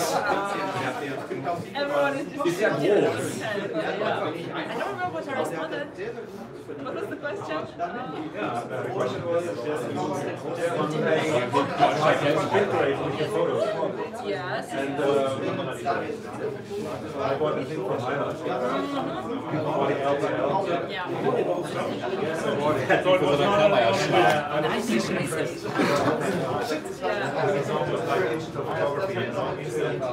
Irgendwo warst du gefeatured in den Sachen in der letzten Zeit. Öfter. Also in der Geo war es relativ groß drin. Ja, die liest ja auch keiner mehr. Doch, bei uns ist ja, guck. Da ist Superlativ, das war so die letzten 1,5 Jahre, die weitestgehend gemacht haben. Ansonsten halt meistens Hingst du auf der Art? Nee, das war's nicht. War eine Galerie oder eine meiner Galerien, die sind da gerade, aber ich glaube nicht, dass die was von mir da hängen hatte. Ich habe den Leichttorhallen jetzt. Dann war das da, ja gut, dann war das, ja, dann war das, genau, dann war das Leichttorhallen. Aber auch nur über das Netz. Nee, ich habe Vorträge gehalten. Ich bin so gut wie nie. Also die Ausstellung hatte ich halt noch nicht. Ich habe ein paar Symposien gegeben und ein paar Sachen gehabt, aber jetzt nicht mehr ganz ansonsten halt viel in Amerika. Also in Amerika habe ich relativ viel gemacht und ja, gab es immer mal wieder Sachen, die erlangt habe, wobei ich das schon weitestgehend, also zumindest in Deutschland relativ gut. Ja, aber das ist hängen geblieben, also das ist bei mir hängen geblieben, weil ich weiß nicht, kennt schon Lucas Sanier bestimmt dann auch, den Schweizer, weil er hat so diese Kathedralen der Macht gemacht. Und es sind so zwei Arbeiten, die ich jetzt vergleichend sehen würde. Also Kathedralen habe ich ja mal mit angefangen. Ich habe ja in Amerika eine Serie, die ist auch relativ bekannt geworden und diese ganzen sakralen Gebäude von bekannten auch Architekten aus dem internationalen Stil und Mid-Century Style fotografiert haben. Wo ich Marcel Breuer fotografiert habe, die Jerusalem, die alle irgendwann mal ein ecclesiastisches Gebäude gebaut haben. Da habe ich sehr viel gemacht. Nicht um sakrale Gebäude, sondern im Prinzip um diese ganzen... Also, okay. Wo diese Machtzentren, der nennt es, glaube ich, Kathedralen. Ja, ihr habt das jetzt zu wörtlich genommen, ja. Ja, das war, glaube ich, auch, warum mir dann deine Sachen aufgefallen sind, weil ich seine Sachen schon kannte von ihm. Wir sind dann auch vom gleichen Galeristen vertreten. Ja. Nicht ganz kurz gehalten. Eine ist, um das ist hoffentlich das Richtige, was ich gemacht habe.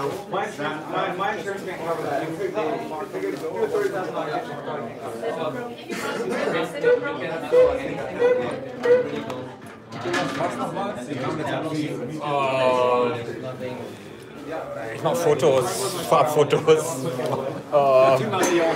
Ja, Mensch. Mit einer großen Kamera von allem, was nicht sich wegbewegen kann. Und das letzte Projekt, was ich gemacht habe, was du jetzt auch kennst, war ein Projekt, nennt sich Superlative, wo ich durch die Gegend gereist bin und generell von allen Sachen gewisse Superlative fotografiert habe. Also bei Airbus zum Beispiel in Hamburg, wo die das A360, 80 Ding zusammengeschraubt haben. Oder ein Truppenübungsplatz bei der Bundeswehr, wo die da in der Zone dann eine ganze künstliche Stadt aufgebaut haben. Oder ein Wasserspeicher, größtes Wasserwerk Deutschlands, so Sachen. Ursprünglich habe ich in den Staaten gelebt und für das Projekt bin ich dann auch jetzt öfters hier und habe jetzt auch eine Wohnung hier und bin auch öfters in Deutschland. Große Sache mit einer großen Kamera, die wird sehr schön. I'm sorry. Oh, am I kicking your camera? No, I'm kicking you with a tripod. Oh, that's so much better. All right. Let's set it all up. Okay. What? Works with the sound. Okay. Does it work with the sound? I hope it does. Okay. I don't know. Is there a... Ach guck, die Karten leer gefahren, die formatiere ich jetzt. Das habe ich auch mal gemacht. Das ist aber ganz lange her, da hatte ich noch ein eigenes Studio. Ja, das wird sich anfühlen. Nordsee. Heute noch keine. Aber ihr wieder gut bezahlt. Ja, aber die Zeit noch nicht Geld bezahlt. Ich habe Telefon, ja. Ich habe angefangen. Ich hatte ein Studio in Hamburg, ich habe angefangen. People are complaining about sound. Yeah, they are complaining about sound. There are so many messages like, what's with the microphone? Das hat sich wirklich schon mal die Frage geändert. Ich glaube, wahrscheinlich. No, but viele we Leute, die cannot ich noch like... früher kenne, die auch Still-Off gemacht haben, die sind auch mit CAD, das geht jetzt Arbeitsplatz geworden. In Amerika ist es noch ein bisschen besser, aber der Markt größer ist. Do you think I can first of all go closer with this thing? We will cut off me a little bit, but no one will die from that.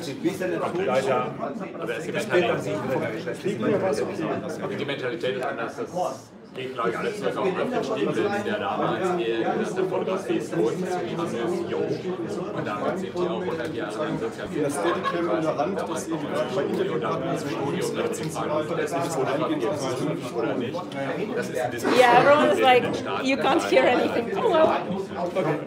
It happens. Next time we'll do better. We have it You can do subtitles later on. Who is going to type the subtitles? Oh, there are. You can do this automatically. If the sound is well.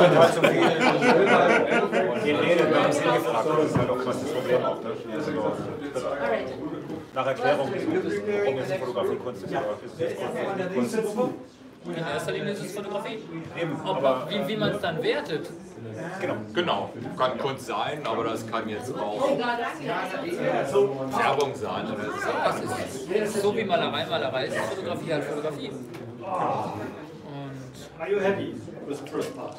I think Except the sound. Except the sound. I would love to. Maybe maybe it's better that there is no sound because afterwards I watch it and I think, oh my god, that was terrible. I should have said this. It's your turn. Auch andere Sachen, Tagessätze zum Beispiel, oder Beihaut. Deshalb zahlt.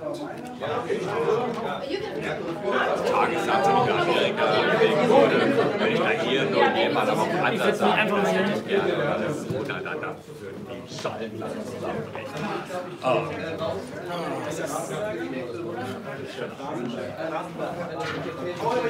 Wenn ich mich mal hinsetze, komme ich nicht mehr hoch. Das geht mir ähnlich. Hat jemand eine Ahnung, wo man das so hier die Karte formatiert? Yeah, your last name is my favorite. Yeah. Today, Marlon was reading me how to pronounce last name. Das ist aber das Freie und hast kein Studium mehr und nichts von was. Ich habe schon ein Studium mehr. Ich habe ein großes Studium gehabt in Hamburg. Und dann bin ich 2000 nach London und dann nach New York. Und seitdem alles, was man also in Alubox mitgenommen hat, da belasse ich mich da jetzt übermäßig. In New York habe ich dann eine Agentur, die kommen da mal so einmal, zweimal im Jahr, wenn ihr was gerissen. Das möchte Okay. Nur kurz missing. Solange es in der Arbeit ausreicht. Wobei aber man sich richtig drauf verlassen kann. Und das ist immer ein großes Ding, ja, dass wir irgendwas von Microsoft zahlen oder von Exxon oder dieses Jahr was Volvo. Weiß man doch auch nicht, ob das jetzt wirklich, wie lange das jetzt noch gut ist. Das ist ein so ein Projekt wie Ewigkeiten durchgeführt werden. Das war meine erste analoge Kamera. Ja. Mittlerweile habe ich die dritte. Zweimal das System aufgegeben und immer wieder neu gekauft. Also die ich jetzt habe, verkaufe ich nicht mehr. Die bleibt jetzt. Ich hatte auch WXB7 Produkte in einem Zustand. Ich hatte, was weiß ich nicht schon für Kameras, aber die Kamera und das System vor allen Dingen haben mich total die sind super. Ich weiß auch gar nicht eigentlich warum. Ich benutze sie vielleicht zweimal im Jahr dazu. Ne? Aber ich finde sie nicht hergeben. Das ist es. Ich benutze sie auch gar nicht so oft, aber die ist auch schön spontan. Ich habe jetzt einen 85er, 35er und einen 50er. Die 50er 1.2, 35er 1.8, 35er 1.7 und 85er 1.7, 50er 1.2, 35er 1.8, alles in einer Tasche. Und für die 85er zahlst du jetzt richtig Geld momentan. Ne? Also unter 200 € ist glaube ich gar nichts mehr zu machen. Nee, die kriegen Rechte. Die liegen echt in Gold auf, die merken alle, wie gut die sind. Dann kriegst du dann 3 Monate Embargo drauf und dann muss halt gucken. Also Condé Nast, die ist ja in der Industrie, auch kennt man Condé Nast. Die haben Verträge, die sind inzwischen, die neuen Verträge sind extrem fotografenunfreundlich. So wie bei Corona und Jahreszeitverlagen. Weiß ich nicht, also ich habe in Deutschland seit 15 Jahren. Nein, echt. Fenster auf? Also ich hatte jetzt einen riesen Ding in der Geo. Könnte man das Fenster aufmachen? Ganz kurz, bist du jetzt hier drin? Bitte? Bist du hier drin mit diesem Interview oder machst du es da anschauen? Geh mal davon aus, was... Einige wegen Van Dyck-Prints. Da müsst ihr euch nachher nochmal kurz schließen. Okay, ich ja auch. Ich würde es ganz gerne mal machen oder lernen oder was mal angucken. Ich habe das jetzt auch von mir aus dem Internet angeeignet und das ganz gerne mal machen.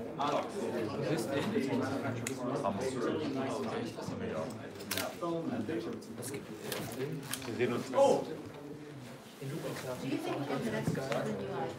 Günter Wilhelm, was ein Riesenjob ist. Alle That's the problem. Yeah, my input is different. Oh, jetzt haben wir richtig die Gehen gesetzt. Ja, okay, sorry. Alpha doesn't believe in headphone jack. Alpha 99 macht das dann schon. This is photo, it's not about sound. Ja, genau. Wobei, wir müssten das ja eigentlich an die anschließen können, an die Alpha, oder? Was hast du denn da? Vielleicht kannst du das an die Alpha anbieten. Mikro?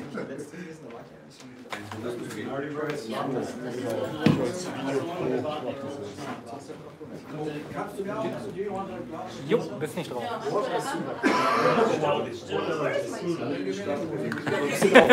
Ja, dann hättest du den auch noch ein bisschen weiter aufstellen müssen, wenn die noch drauf sollen.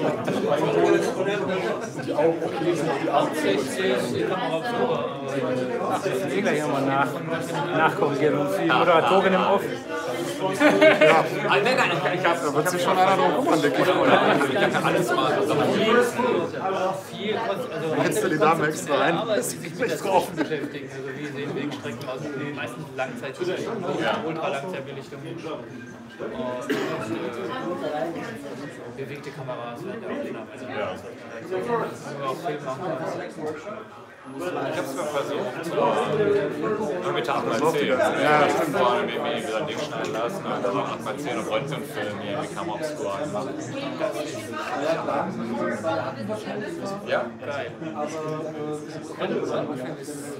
Also Röntgenfilm arbeitet relativ viel mit 8x10.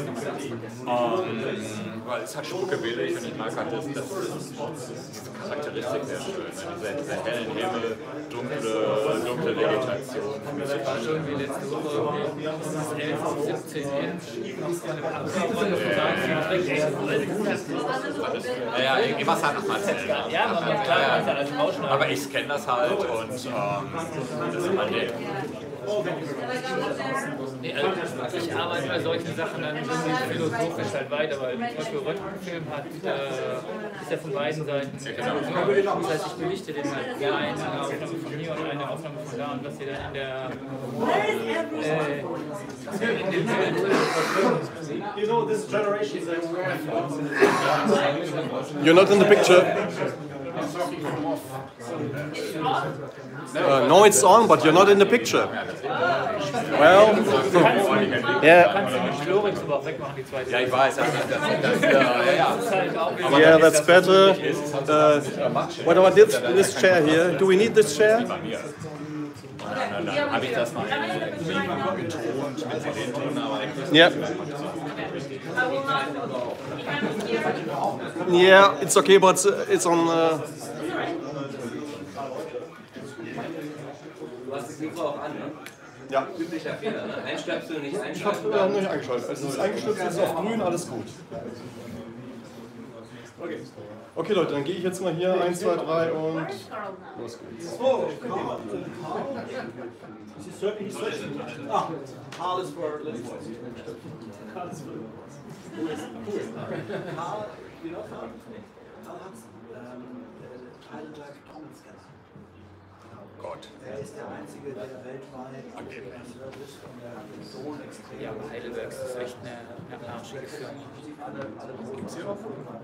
Nee, ja, also die Druckmaschinen ja, aber Heidelberg Scanner kann ich gar nicht nein, mehr. überhaupt nicht. Und vor allem, die haben halt echt komplett allen Service komplett eingestellt, um diese Lino-Software laufen zu lassen, brauchst du noch irgendwie einen Mac mit Klassik-Umgebung für die Original-Software. Du brauchst einen Power-PC. Also auf aktueller Hardware läuft es halt nicht. Aber du kannst silberfast arbeiten. Ja, will ich aber nicht. Nee. Doch, das geht aber. Also ich habe einen iTunes Smart, da muss ich auch noch mit also kein Power-PC, aber was ich habe einen Raspberry Flex hier. Das ist jetzt die Precision 2. Den habe ich jetzt unter Windows 7 64 zum Laufen bekommen. Das ist einigermaßen. Also meine Software geht bis 2007. Tiger, glaube ich. Und dann ist aber auch Schluss. Ja. Und da brauchst du also diesen silbernen Turm. Ja, den PowerPC, den die 5. Nee, doch, ja genau, die 5, genau. Der läuft dann nur mit PowerPC. Ja. Aber Firewire immerhin, also ich brauche nicht diese SSI oder was ist schon die ganze linke Sache. Can we just close the windows? Well, I think we can leave this Ich one. habe die warme Zeit gelegt bei Wir machen es später nochmal zwischendurch auf. Computer. Nee, die Scanner. Okay. Vielleicht irgendwie Okay. 5 oder 6 irgendwie als Ersatzteller zu Hause rumfahren. Die gehen halt noch nicht. Let's do it. Die Scanner ist ja gut, ja. Round 2 of our analog dialogues is starting. Wow, this is silent. Okay, and we have another lineup of amazing people right here. So everyone already knows Marwan, but I'll reintroduce him again, the editor-in-chief of Photo Classic International Magazine, and who is not alone, but in a team running this amazing place, which is soon to become the center of analog photography, hopefully. In the region of Frankfurt? I hope so, yes.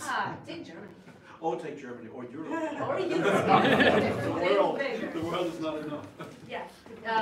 Next we have Peter Rosenberger, who is a crisis manager, in fact, for Tetanol. And now the investor in the company, and we will talk about the crisis that Tetanol encountered recently and how he's planning to get it out of it. Right? Yes. Right. Okay. Next we have Mirko Bodiknik, who is the CEO of Adox, who traded film as a student, like Marwan told me, And now he's trading film on a much larger scale and owns one of the major, I think, European photo distribution companies and produces chemicals, paper, and film. So that's quite an amazing journey, which I would love to hear about. And we have Carl Hudson, the CEO of Hudson Graphic, who was introduced to me as the god of drum scanning, no less, which he humbly confirmed. So it's also an exciting person to have here. How? And let's start. I will be asking you first the very same question. How are you here dealing with analog? Well, it's kind of by accident, actually, because it was a niche that came looking for me. I didn't go looking for it. Yeah. And, you know, we all thought scanners were dead. Yeah. Around 2002 in the printing industry, anyway. And around 2009, I heard about a group on Yahoo for tangos and prime scans. And I thought, hey, anybody who's a fan of my old beloved scanners, I'll help them out. You know, just to offer some free advice. Keep these old things going. Yeah. Because so many of them were thrown away already. Yeah, and it just kind of grew from there. And it became 99% of what I do. But do you shoot films yourself? No. I've always been a technical person, but I can't tell you how much fun it is to travel the world, 4 continents so far, and meeting photographers. Yeah. You guys are all pretty nice. Well, thank you. Pretty cool to hang out with, yeah. Mirko, so how did it start for you? You just mentioned it. It was a student's project, trying to finance my studies, and it kind of stuck with it, I guess. Then came Digital Revolution, and now we're here. There should be something. Well, it's getting rather long for an introduction. We have time. We have time. So wait. First, you were trading film, right? Right. So Marwan told me you were going to Czech Republic. Well, it started that the market between the former Eastern Bloc and the West was interrupted. It was kind of the first disruption was the wall coming down, and so there were suppliers and then there were consumers, and they couldn't find each other anymore, and I tried to be the missing link. And this was really on a small scale. This was intended just to finance my studies. And I started with the 2000 Deutschmarks I got from a civil servant kickoff fee. I don't know what the English expression for this is. And so I built this little black and white trading company, and it started to grow, and we were doing, and then it grew a little more, and I was still studying. And then it grew even more, and I wasn't studying anymore. And then came digital. We weren't really affected by digital because we were in the niche of the niche of the niche to begin with, right? So I mean, the photo industry was color, was scanning at a certain point, and all these things. But I was supplying hobbyists, darkroom enthusiasts, black and white products from the start in the 90s. So digital revolution never really occurred to us. Except for the fact that companies like Ilford or Agfa didn't answer the phone anymore at a certain point. And that's how we got into production. Okay. So again, what gave you the idea of producing your own? Because I had a market. Yeah. And this market was doing well. Yeah. And I didn't have supply anymore. So they were just. Well. Of course, some of them went into receivership and they came back. Some of them went into receivership and came back, and then went into receivership again. Others went into receivership and didn't come back. So it was kind of, can we really rely on this? Can we rely on the company coming back? And so when the first did not come back, we started to move in. So digital revolution helped you. Well, yes, if you want to say, look, there's this little photo dealer now manufacturing products, then certainly this was a help. But this was never something that I had a plan, right? There was not a plan, it just happened on me. Yeah. And I was just following logical steps, one step by the other, and now I'm here. Which is incredible. Peter, how are are you here? Well, you know, usually when I'm somewhere, then it's a good sign that everything in your life just got wrong. Okay? So today is a happy day. Nothing gone wrong. I'm here, but I'm a crisis manager, and I have zero idea about photography. I just got a call. It was a call from an insolvency receiver in Hamburg. It was in the end of last year, who said there is something you need to look at.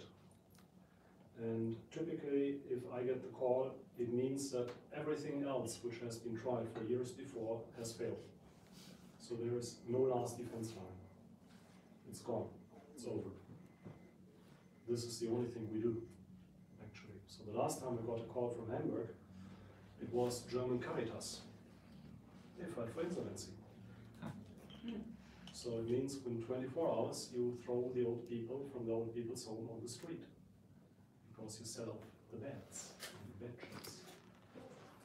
Obviously, something like this didn't happen in Germany, and so if you have a crisis case like this, you need to make sure that nothing goes wrong. This is my job. And the insolvency receiver said, this is a very strange company. It doesn't have real customers. It burns money like hell. And the banks want them to close within 24 hours.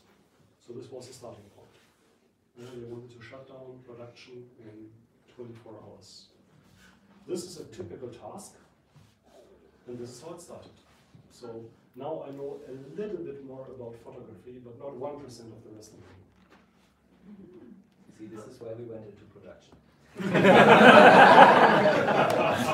What accidents? What accident? Let's hear about your accidents. Well, it was not an accident, it just happened. What happened with you? Which is, a few years ago, I was just sitting in Saudi Arabia, and someone asked me if I want to write an article about a Minolta Dymax 9 because they wanted to have one in the second or the third issue of Photo Classic, the German Photo Classic, which was, oh, I love to write articles. So I wrote one, and that's how it started. So in every issue, I had 1 or 2 articles, and it got more and more and more and more, and then we just said, let's stop our old business and go to something new, because analog photography is something new, in my opinion. It is really remarkable that it's something new. Yeah, absolutely. Absolutely. Okay. Well, I wanted to ask about the scanners and okay. So I have a regular scanner. Just for a person who's just getting into scanning, could you please tell more about your fantastic Well, there's basically scanner? 2 types of scanners. There's the flatbed CCD and there's the drum scanner with the photomultiplier tubes. Yeah. So CCD scanners, they excel at sharpness and detail. They're really good at that. You can put little tiny targets for measuring sharpness and really see deep into it. The photomultipliers, on the other hand, they see deep into the shadows and they capture the subtle tones, which is what analog is all about, is the feeling and the warmth. And that's what separates digital photography from analog photography is the feeling you get. And people that want the best quality they can get, they're looking for the subtleness and the tones. And that's where a drum scanner really brings the detail out in the shadow, and among other things, it's beloved worldwide. And the fact that I decided to support these things kind of breathed new life into a product that had died without me even really knowing that I was doing that. But no other scanner manufacturer had anybody doing what I was doing. And I guess they still don't. I feel like everyone here is doing pretty much the same thing. It's like you see something dying, and then you just try to get it out, of it, I don't know, and for then me it's kind of following your heart. Some success. It's like I love these machines. I hate to see them die. And then you're traveling everywhere. Anytime you follow your heart, it's a good thing, right? Yeah. You are traveling now all the time, and you book pretty much. I have done a lot of traveling in my life. That's for sure. The past year I've slowed down a bit. I'm full-time father again, but he's 13 and he lets me take off for little trips like this. But yeah, I've got customers on 4 continents, and so far nobody in Africa or South America has called for me. I've gotten calls, but You know, the travel costs are a little Oh, we high. just got a Argentina. few days ago, a guy from Argentina contacted me via Instagram when we posted that we just brought that drum scanner here. He contacted me and said if we do give online support or online training for that, he said I have to talk to you. Just get reminded. I think I've already talked to her. Okay.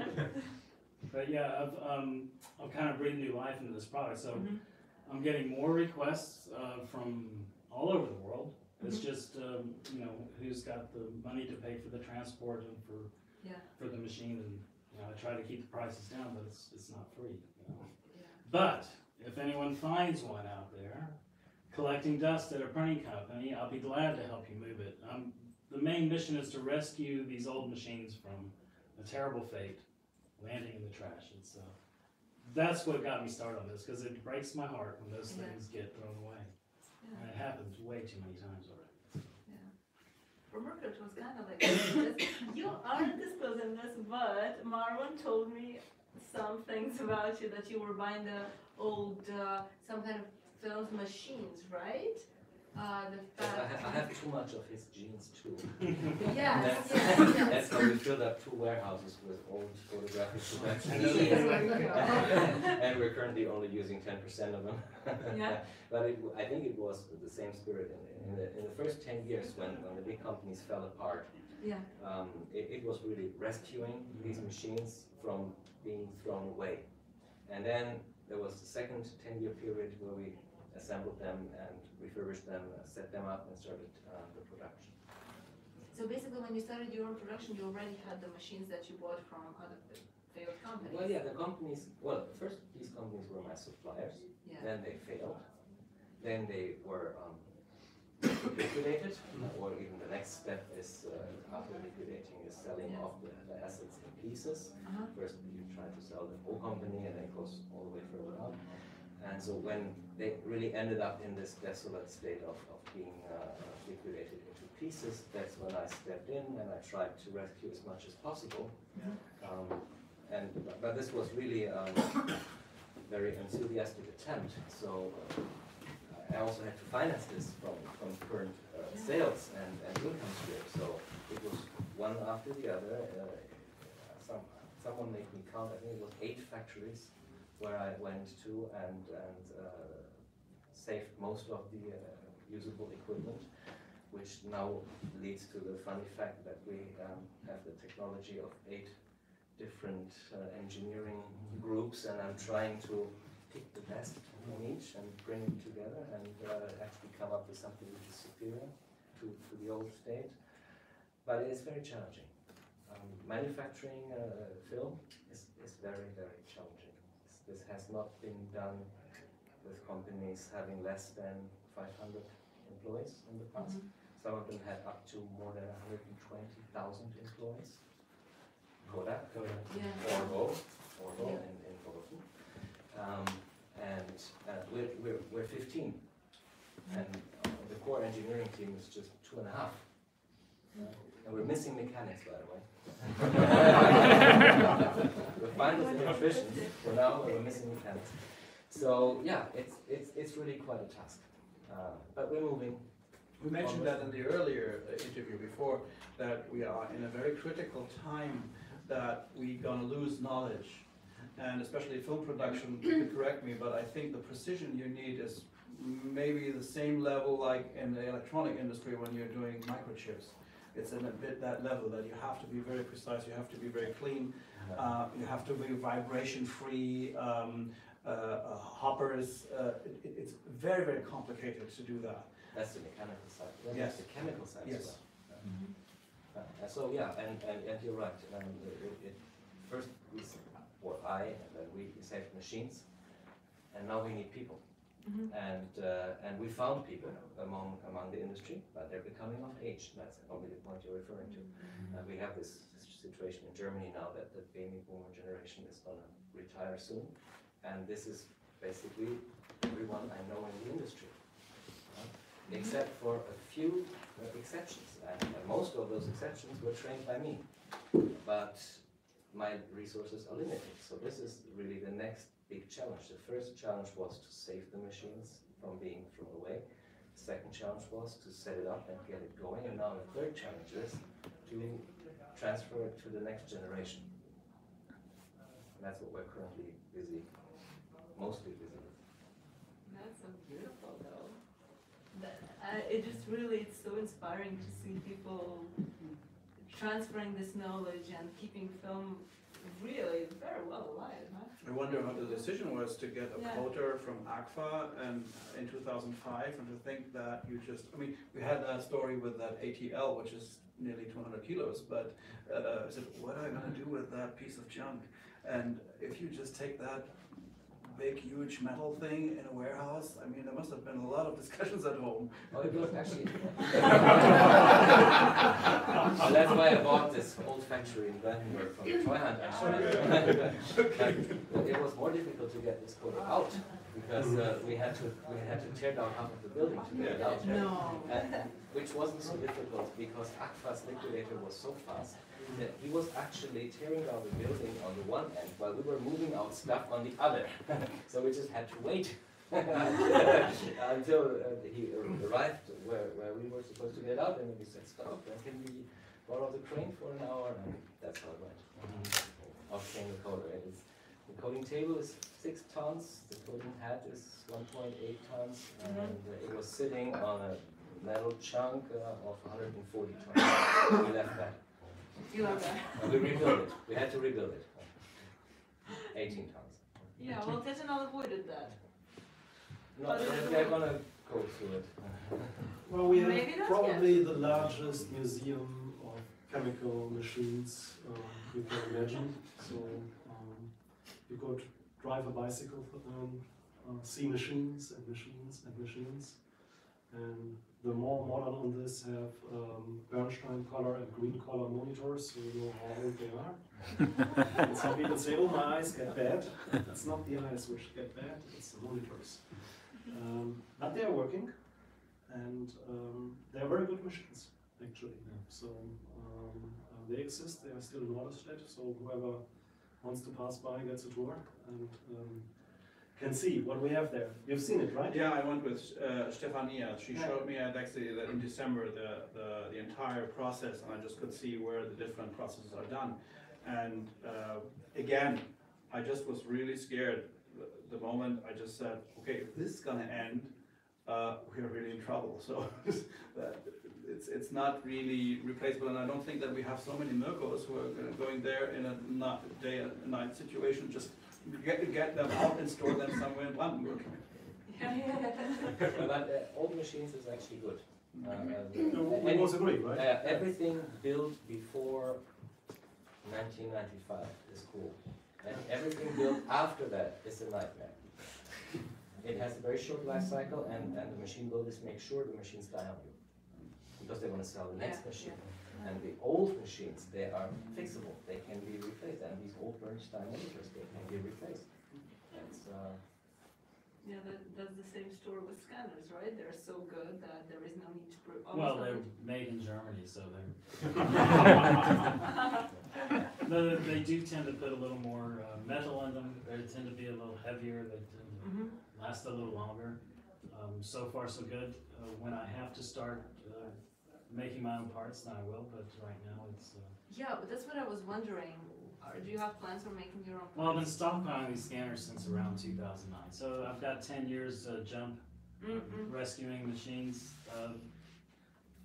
thinking this is gonna pay off in the end for somebody. Yeah. And so I have quite a few spare parts. Okay, before starting your own production. Yeah, I mean...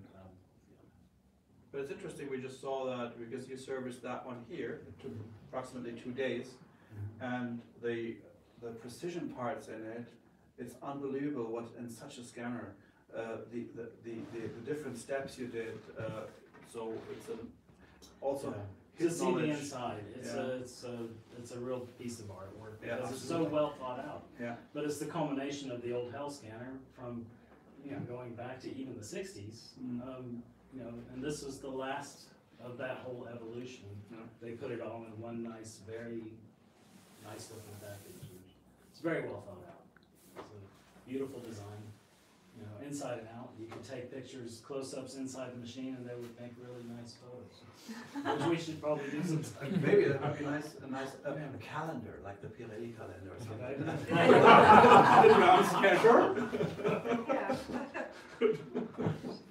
That is true. You refer to those as Rolls Royces Yeah, of scanners. No, but it was really a wonderful machine just to look in it, and the parts are. It's really beautiful. It's a piece of art, definitely. He's right. That's what I feel about German manufacturing in general. That is just. Go to Leica. Oh. Yeah, anytime I have the machine open, then anybody who walks by always has to stop and look inside because there's a lot to see in there. These small mirrors all over. Now you make me want to go and see. Oh, be happy to show you. Okay. Yeah. Perfect.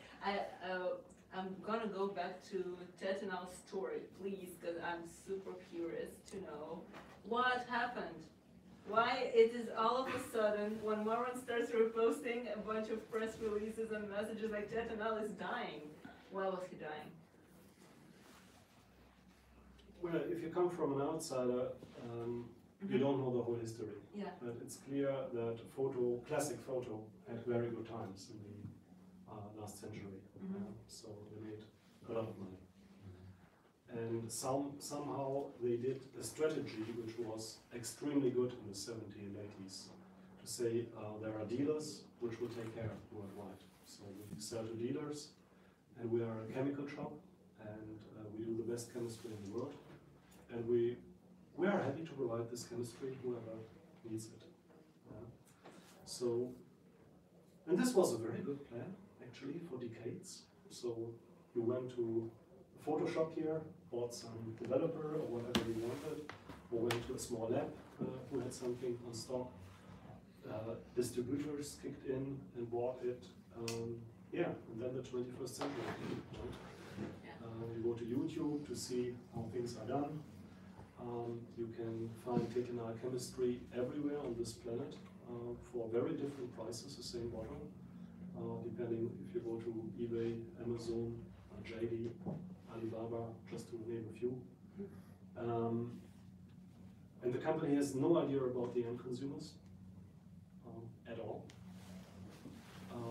Still, it has the largest stock on chemical formulas on this planet. So it's 1,000 formulas in the cellars. They have everything, whatever has been done in the history of photochemistry, it's in the cellars of Tetanal. And they provide to everybody. So whatever solution you know, inside is Tetanal. Whatever the bottle says, with a few exceptions, it's Tetanal.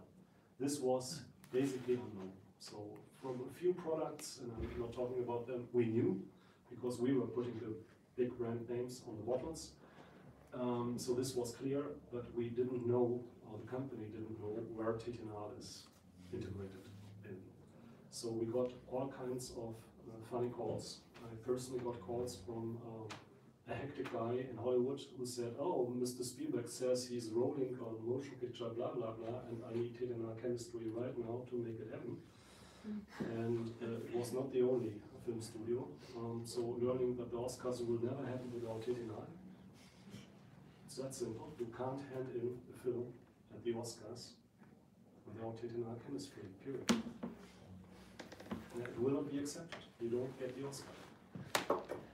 This was not clear. It was absolutely not clear. But it became clear that it's Armageddon. That's the end. It will not be the insolvency of Tetanal. It will be a follow-on insolvency of major players in the photo industry. Because just to get the permissions to handle chemistry Tetanal is handling takes years. It's quite expensive also. It costs enormous amount of money to get these permissions to put the historic, at least, chemistry together. So far, it's the only one in Europe who has these permissions. Fuji is working on this. And Fuji can do a lot in Japan, there is no question about this. But for large-scale industry solutions, if you really need a ton, 2 tons, 3 tons of CO3, or something like this, there is only one address you can go. Period. That's it. That's the world market. And so it was clear it was not an option to rescue it. It was a must. But what happened is that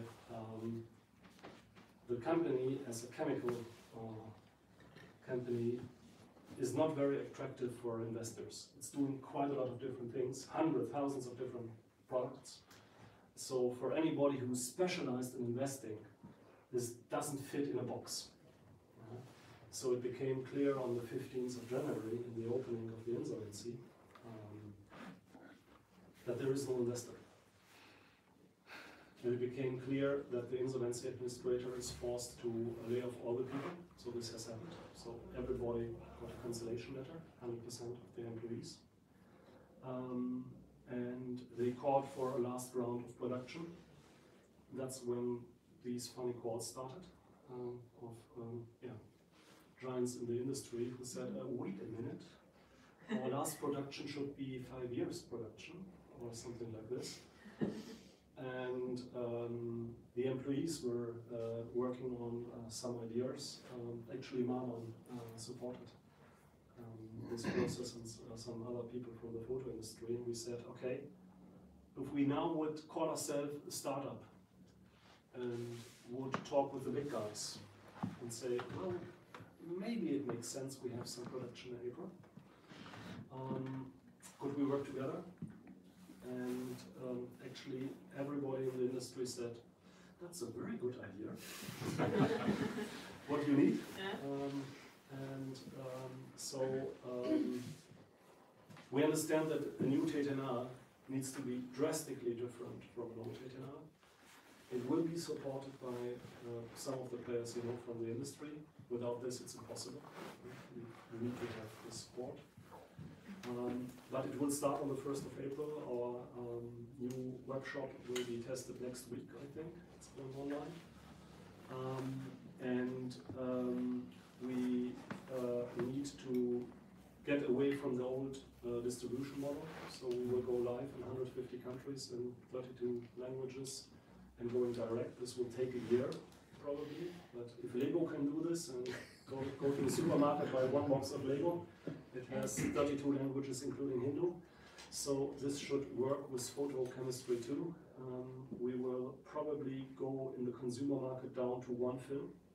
So there will be a package that this is the chemistry you need for one black and white film. This is a package you need for one color film. It might be highly specialized, so it might be a different kit for Kodak film, a different kit for Ilford, so it will be completely specialized and hassle-free for the chemistry of the film and the film paper itself. We hope that all of this will be out there this year. So it's a significant change. Not everybody likes this change, so we will still for sure work with some photo labs which will do some kind of distribution, so this is not completely out. But it's clear that we want to know who is the customer. That's a key thing. We want to know who is the customer. We want to deeply understand the customers in California and in Tokyo. We want to understand what a civil customer needs, what a military customer needs, what a Hollywood studio needs, what an amateur photographer, what a pro, a real artist needs. And we need to understand this. That we can produce this is out of question. I mean, everything which ever has been produced in photochemistry somewhere has been produced in this building, and people are still living. And so we started a hiring process. We got an amazing amount of applications, including people which had already a job taken in the last few weeks somewhere else and said, okay, well, if this continues, I need to be part of the story. And we're hiring on the street too. So this will be probably the most exciting startup you can imagine in years. So whoever wants to see this challenge, it's another impossible mission, but we are on a good way to make it happen. So it's not 100% clear that this comes through. It never is. But we think that within the next 10 days we will officially announce that we are owner of the whole machine park of Tetinal and all the formulas and all the patents and whatever is behind this. So this will be probably announced in the next 10 days, and official new production starts 1st of April, if everything comes through. So you basically invested your own money in this company as well. So you came there not knowing anything, just to solve the crisis, and then now you're part of it. It's not the first time.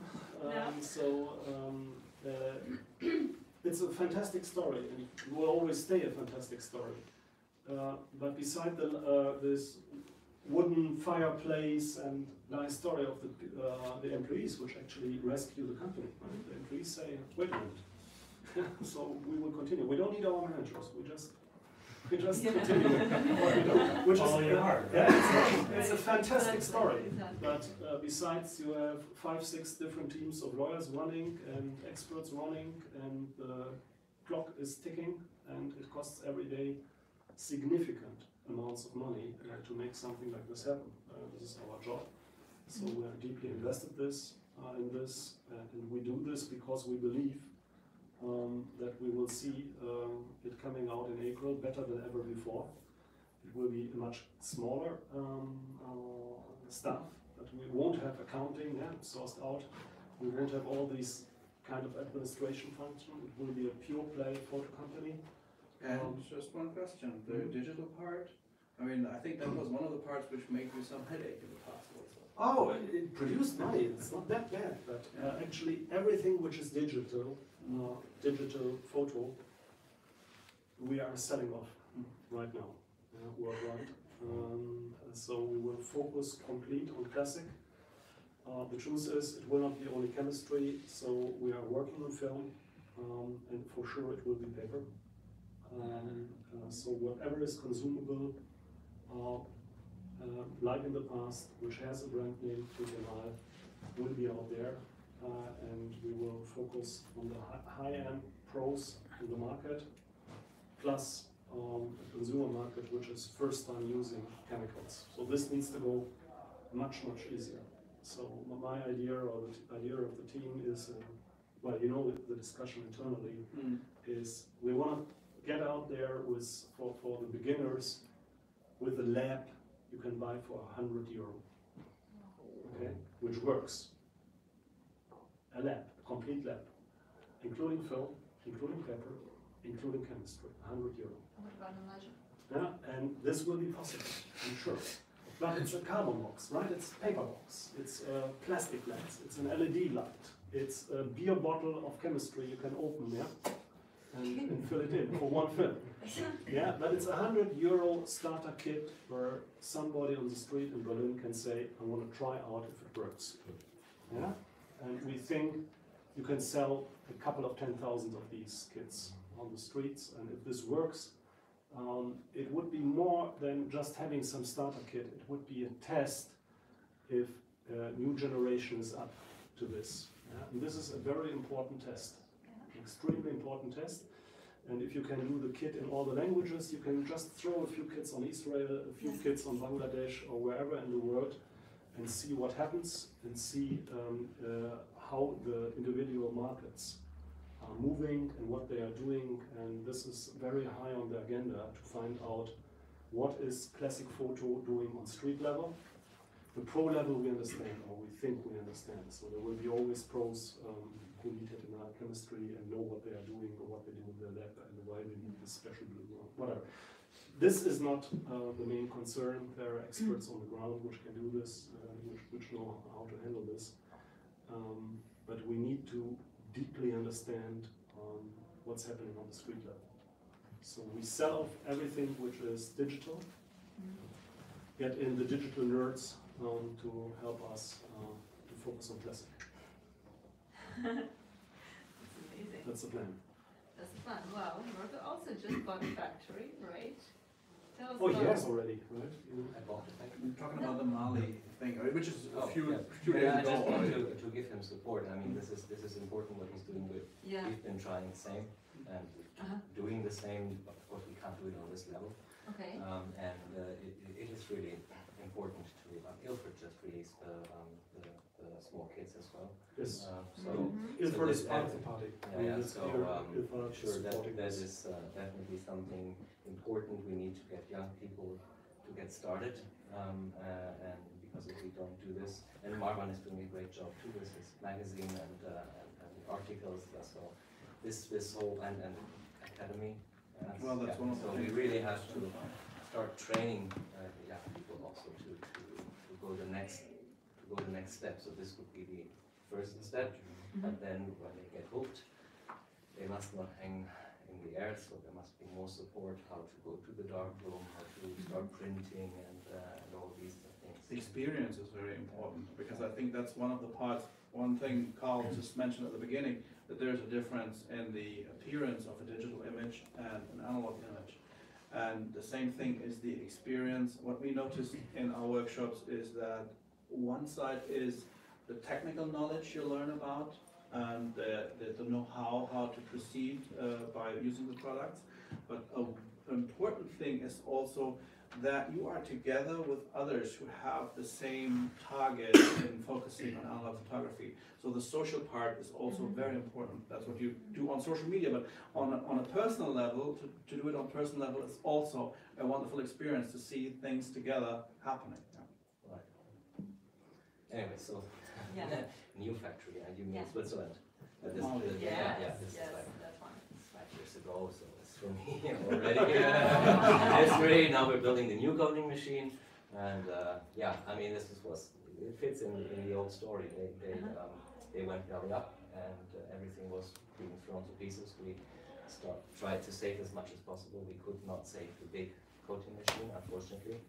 I wish I had saved more of it, because now I already need it, because the small machine is already too small, and we're scaling up.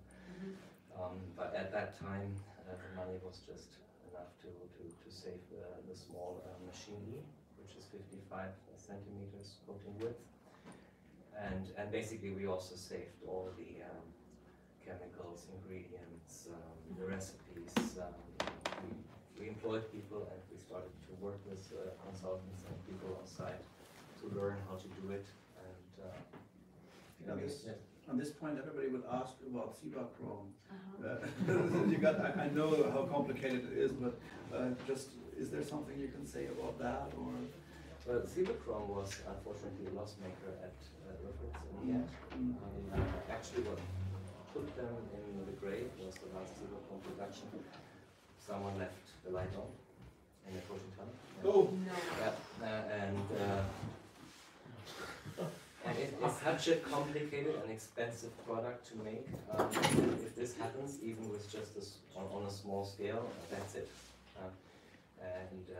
We would be technically capable of doing it, but we wouldn't be in real life, because you need a team of at least 25 people on site to do such a challenging project. Otherwise, you would start mixing the ingredients, move on to the next ingredients, move on to the next one, and then see the first ones expire.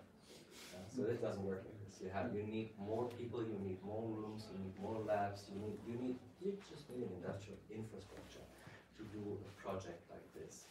So what we have is the recipes and most of the critical ingredients. We save them for a couple million square meters actually, but making this product again would require investment, a lot of investment, because you have to hire people, you have to train people, you have to train them for more than 2 years, and then you can start making it.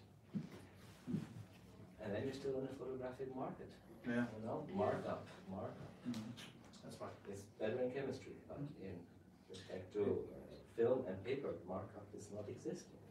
So you go through all these efforts, you make this super challenging, super high quality product, and then the consumers are willing to pay you maybe 2% above costs. And that's why it won't happen under such circumstances. But we saved the know-how.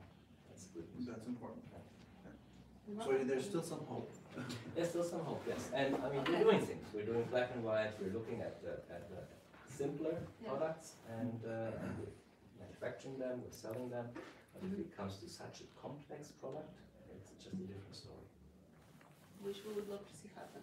Well, just maybe we can make some more advertising in the community. Yeah, probably.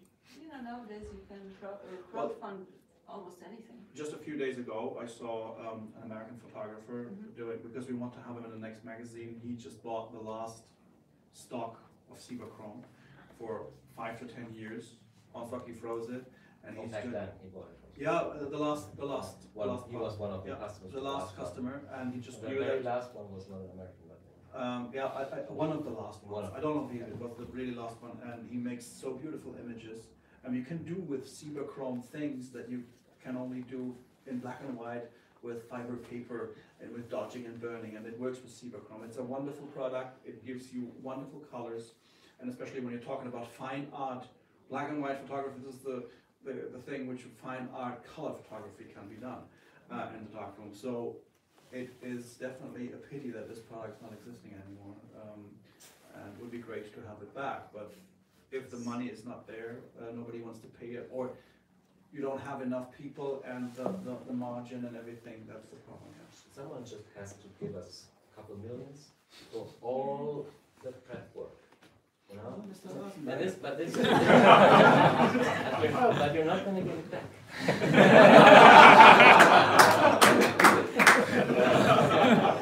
Sounds like my girl. So what well, the truth is, there is always money. Money is not a problem. There is always people. There are always enthusiasts, and there are always ideas. The thing, what you need to get going, and this is what we're doing, this is what you do in your life, and this is what Marlon is doing, you started doing this, you need to get it together. Yeah? There is no way that you can spend the money which is on this planet. There is no way. Yeah? It's, investors worldwide look for a good idea, but they look for an idea they can invest in. So for sure, if it would have been easy to invest in Tifinagh, somebody would have done this. Yeah. But it was not the right timing, the right package, the right people, the right idea, the right spot. But it's in this mixing. That if the idea is good, and if you can bring consumers behind it and say, well, this is something which is very valuable. That's the key. Yeah, they're willing which to is pay very the price. valuable. You can That test works. markets today, very different as in the digital world. Then anything is possible. What we learn from people around the world, like if you look at the Tesla project, what did you learn? It's not the discussion of this electric car is good or bad. Okay? It's nonsense, this discussion. It's not the discussion if this is the best, if it's better than a Mercedes-Benz. Forget all of this. We've been brought up with the idea that only the German car industry can really make a quality car with all these complexities and tens of thousands of people. Right? Only they will be able to. We have 500 new car builders in China. 500. Build not suppliers, new brands. Okay, building electric cars. And Tesla has just proven that in a few months you can put something on the market which people thought was impossible. This is the real story. Okay? And for this, there are people out there, some of them are here in the room. There is money out there, and there will be always ideas. So don't give up to try to bring exactly these things together. So the problem is never that somebody says, now this is childish. If somebody says, I have a beautiful idea, the only thing missing is money. This is not the true story. There are hundreds and hundreds and hundreds of millions out there. The question is, how do you get together in one room the rightly defined idea, the right investors, and the right people who can execute this? Who says, it's just one thing missing? It's not. Then the mixture is not working. And we need to go another round. The customers have to accept a higher price. And this was already very difficult in the end for them, because the product was already quite expensive, and everybody was crying and whining, and it was already very difficult to sell at the last price level. And if we were to reintroduce it at a smaller scale, we even had to double this. And so at this point it's really a question if this is going to work out. So as soon as this is solved, I completely agree with you. Then we can get everything else together and make it all happen. And we have it, I think it's conserved and safe for now, and there's no ingredient going bad.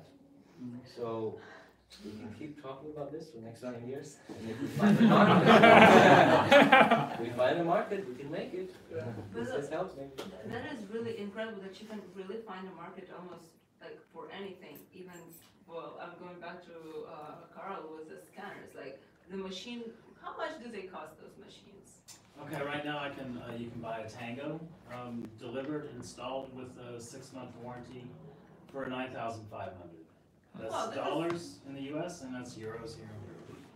Okay, and there are some machines which cost even more, right? Yeah, the robotic drum exchanger 8400 is priced at $22,000. Exactly. So those are the prices, and there are people willing to pay this money to have this machine.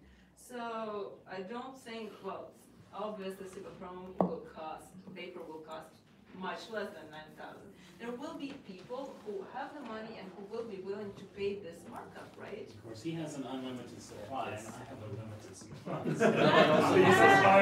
This is here, not true, and we're manufacturing supplies. Consumables and hardware. That's definitely clear. That's definitely clear. This is something people can even finance, or they make a business model. They say, Yeah. I get Yeah, that is true. I'll work it off because I have so much demand for scanning and things like this. And ours is just really supplies, and it's very complex. And sure, there would be people buying it even at 50 times the price.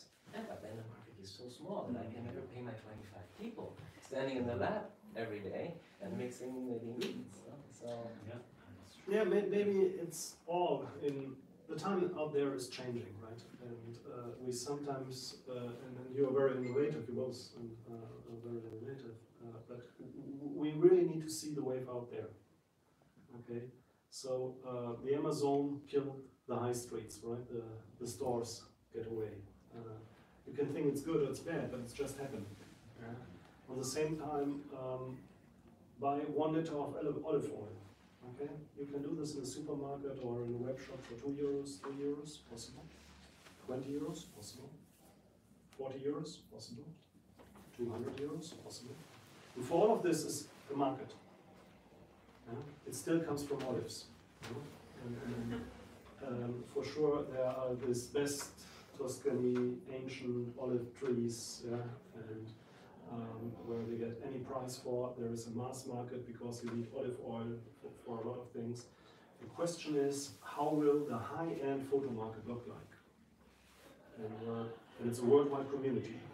So how are the guys in China doing this? How are the guys in South America doing this? And how big is this market?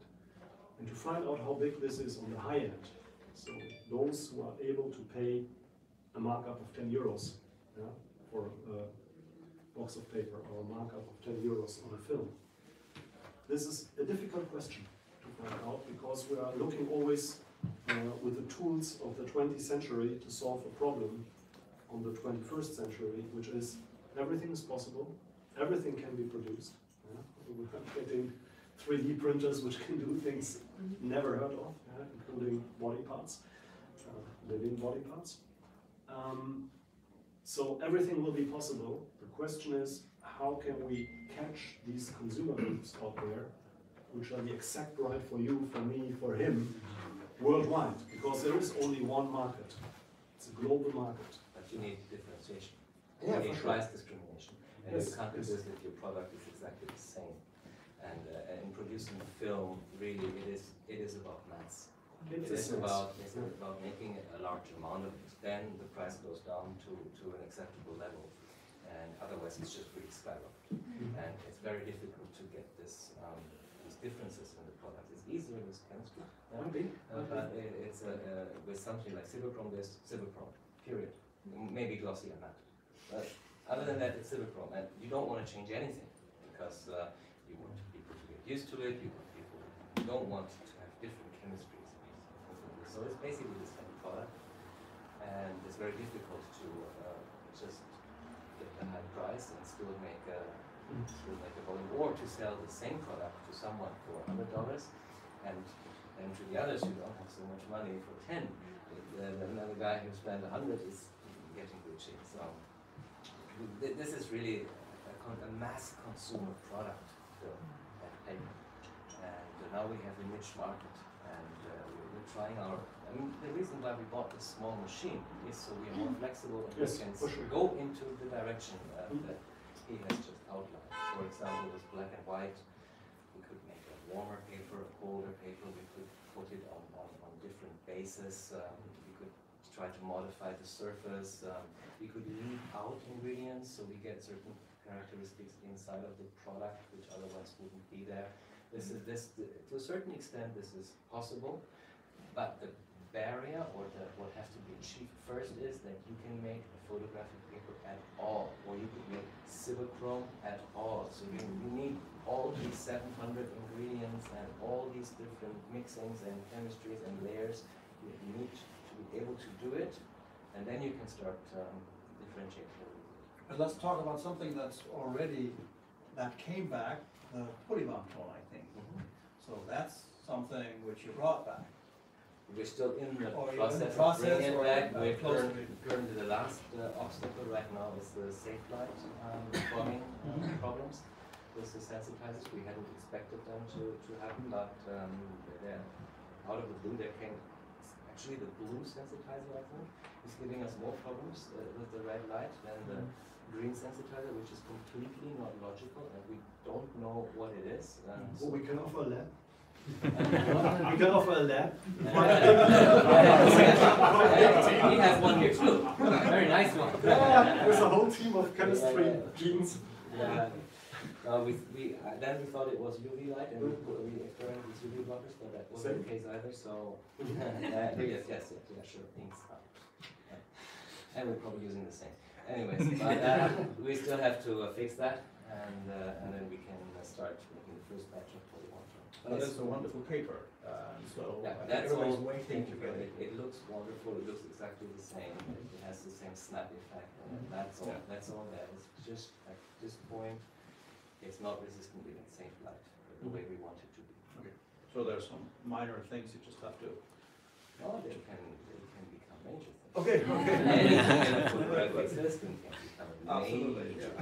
Well, we don't think. No, I had a Russian friend in Belgium. He told me bad thinking makes bad things. So we should think positive. He needs to think positive, otherwise he will not sit here. But I'm not going to sit anywhere again and say, hey, it's out there in 2 weeks. No, I still have some problems. We have seen small problems. But this shows big problems suddenly going away. But at least you're doing something, and that's very important. And that brings us back to the point that we said before in the first round. It's very important to buy new products, because we have companies that are doing that, and it's really. I mean, maybe you just want to finish that, but the important thing is you have to buy films, you have to buy paper, otherwise the knowledge goes away, the production capacity goes away. It's very important that we don't buy old stock from eBay. And also, old stock gives you unpredictable Absolutely, results. yes, exactly. You can't make serious progress. But honestly, right now, hearing this made me feel so much better as just a person who is the end consumer in the darkroom and who sometimes goes, how did this happen? And I see that people who have years of experience, like actual experience in production, who have a team of people who have degrees in chemistry, look at the same thing like, how did this happen? That is so reassuring. It's very complex, organic chemistry, and the entire darkroom process. Yeah. It's so complex, and sometimes people they say, "Oh, it didn't work. It will work. It always worked," and it's always the same. This paper worked. This one hasn't worked, so this one's bad. But it's not true. It's so much more complex. And if you really go into it, then you finally find the real reason. It's difficult. So we all have those problems. Yeah. That is great. but then sometimes something really magic comes out of the tray, and you love it, and then you try to replicate it. But the cool thing about analog photography, and especially doing darkroom printing, is that it's something you can do your entire life. You never have enough knowledge and you don't have enough skills. It's something you always can improve. It's just a wonderful thing, and you should start with fresh material. Otherwise, you can't reproduce it. I have one, like, my personal question for Carl. Your clients who scan negatives, do they also have dark rooms? Some of them do. A lot of them have a very small dark room, bathroom dark room, and some of them have. It's because my clients vary from the guy who just got his Master of Fine Arts and still lives at home with mom and dad to the guy who's selling prints for 60,000 euros. So my clients cover the whole gamut. So I've seen all kinds of clean rooms and dark rooms and labs. I was just wondering if the scanning process anyhow affects the darkroom work process. You know that if you start scanning too much, you stop working in the darkroom. No, the two go together quite well. Really? Actually. I mean, one of the biggest film developers in London, he's got a flatbed Heidelberg, and he's printing in the darkroom, but then he's scanning it, on the flatbed to offer both. For people that want the digital version and the, they kind of go hand in hand in a way.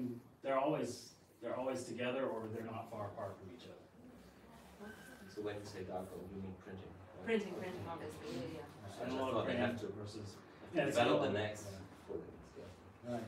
Yeah, no, I meant actual printing. The digital printing. But I think it's unfortunate that printing is still on a decline. But I really think it's not either or. If people want digital, they just simply want digital. And if they want something on the wall, they consider printing.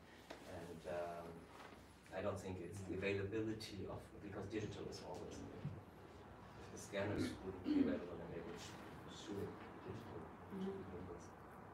The other thing is that people who have collections, they've shot all their lives, the 60s, the 70s, 80s, 90s. But that film, they're proud of it, it's their life's work, and they want it to last into well after they're dead. But the film is not going to last forever, right? At some point, there is a product, Adam's product. It'll be emotional lasting 100 years longer. Well, yes. Depends on the film, of course. Yes, well, but that's why archive goes back to some of my clients are archiving that, and they're scanning each 35mm at 11,000 dpi because they want to make a digital do.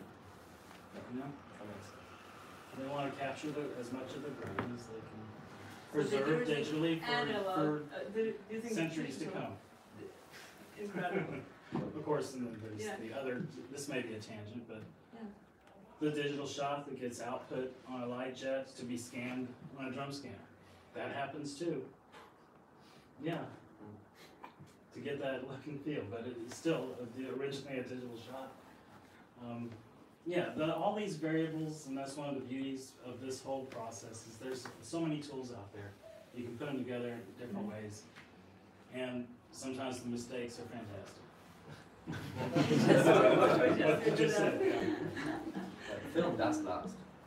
Black and white film, if it's properly processed, and if it's on the right base, it's about 10,000 years, and that is a pretty solid statistic because we already have 150 years of experience, and so we can project it to the future. And then with the color dyes, it's a different story. That's of course, this film has been stored at this humidity, at this temperature, and never very stable. So it's a matter of accessibility. The film is not easy to access. Something scanned is really easy to access. But if you want long-term secure storage and you don't want to access it, you just want to store it, then film is superior. Well, I would store my dollars. That's why there's many companies moving back into archiving digital data on film. Actually, all of the development projects which are funded right now by government or institutions are all going this way.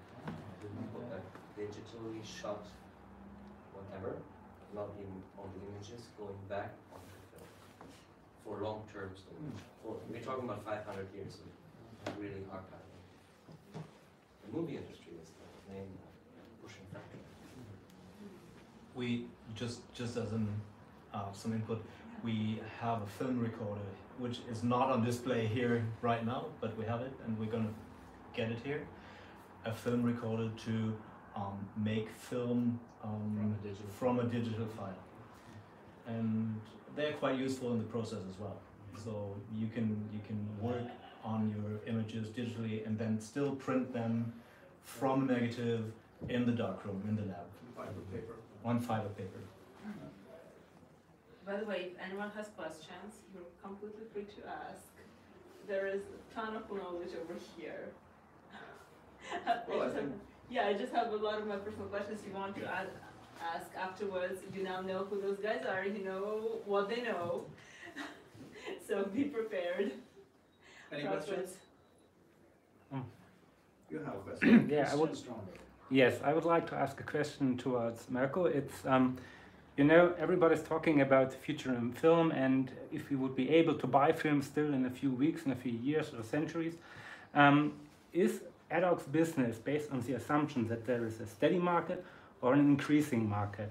I'm not talking about if you're capable to compensate for a declining market in endless dimensions, but if the business model based on, would you be comfortable by going where you are right now in terms of volume and profit? Well, if the market would actually decline again, we would profit, because the business model was to build the smallest, fully functional film manufacturer in the world. We tried to, all the problems the big guys had was overhead, machinery is too big, too many people, land too large, etc. So the initial business model really was to build the smallest possible seed, get it operational, and then scale it from there.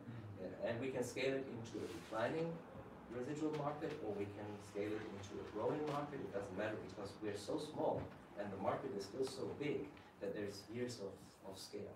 And we could always stop, because we start with a setup which is already working on the smallest imaginable level. So it's really about security. That's how I tried to build it from a business perspective. It's very difficult to shrink, especially in our society with labor laws and things like this. You always have to grow a little bit. And that's what we're prepared for.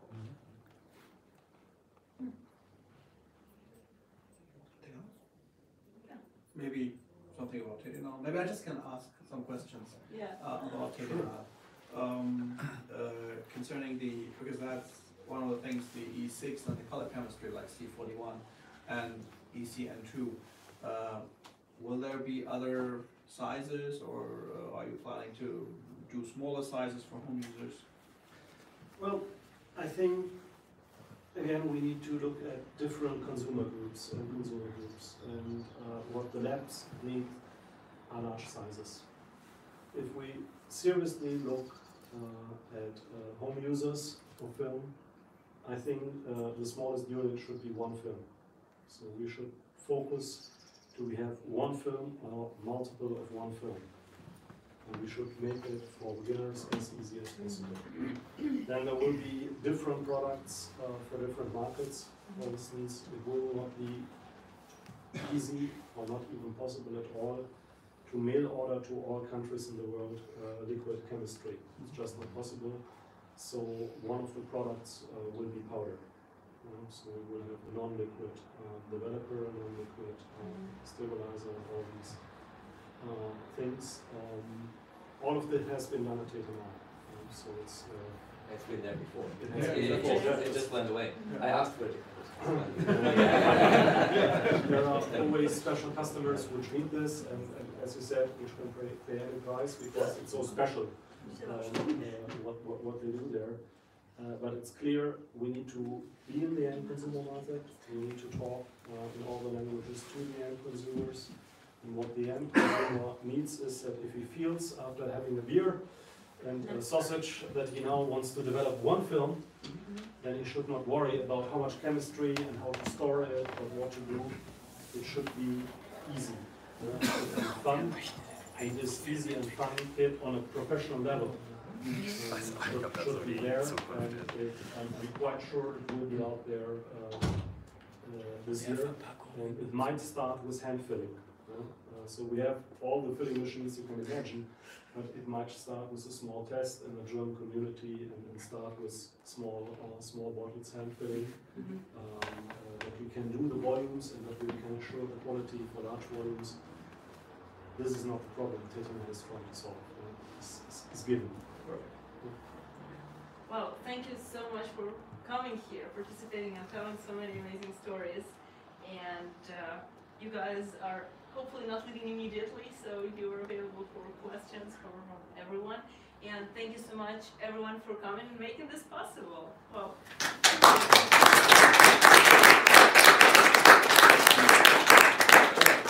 That's it. That's it. It was a pleasure. Take care. Come on.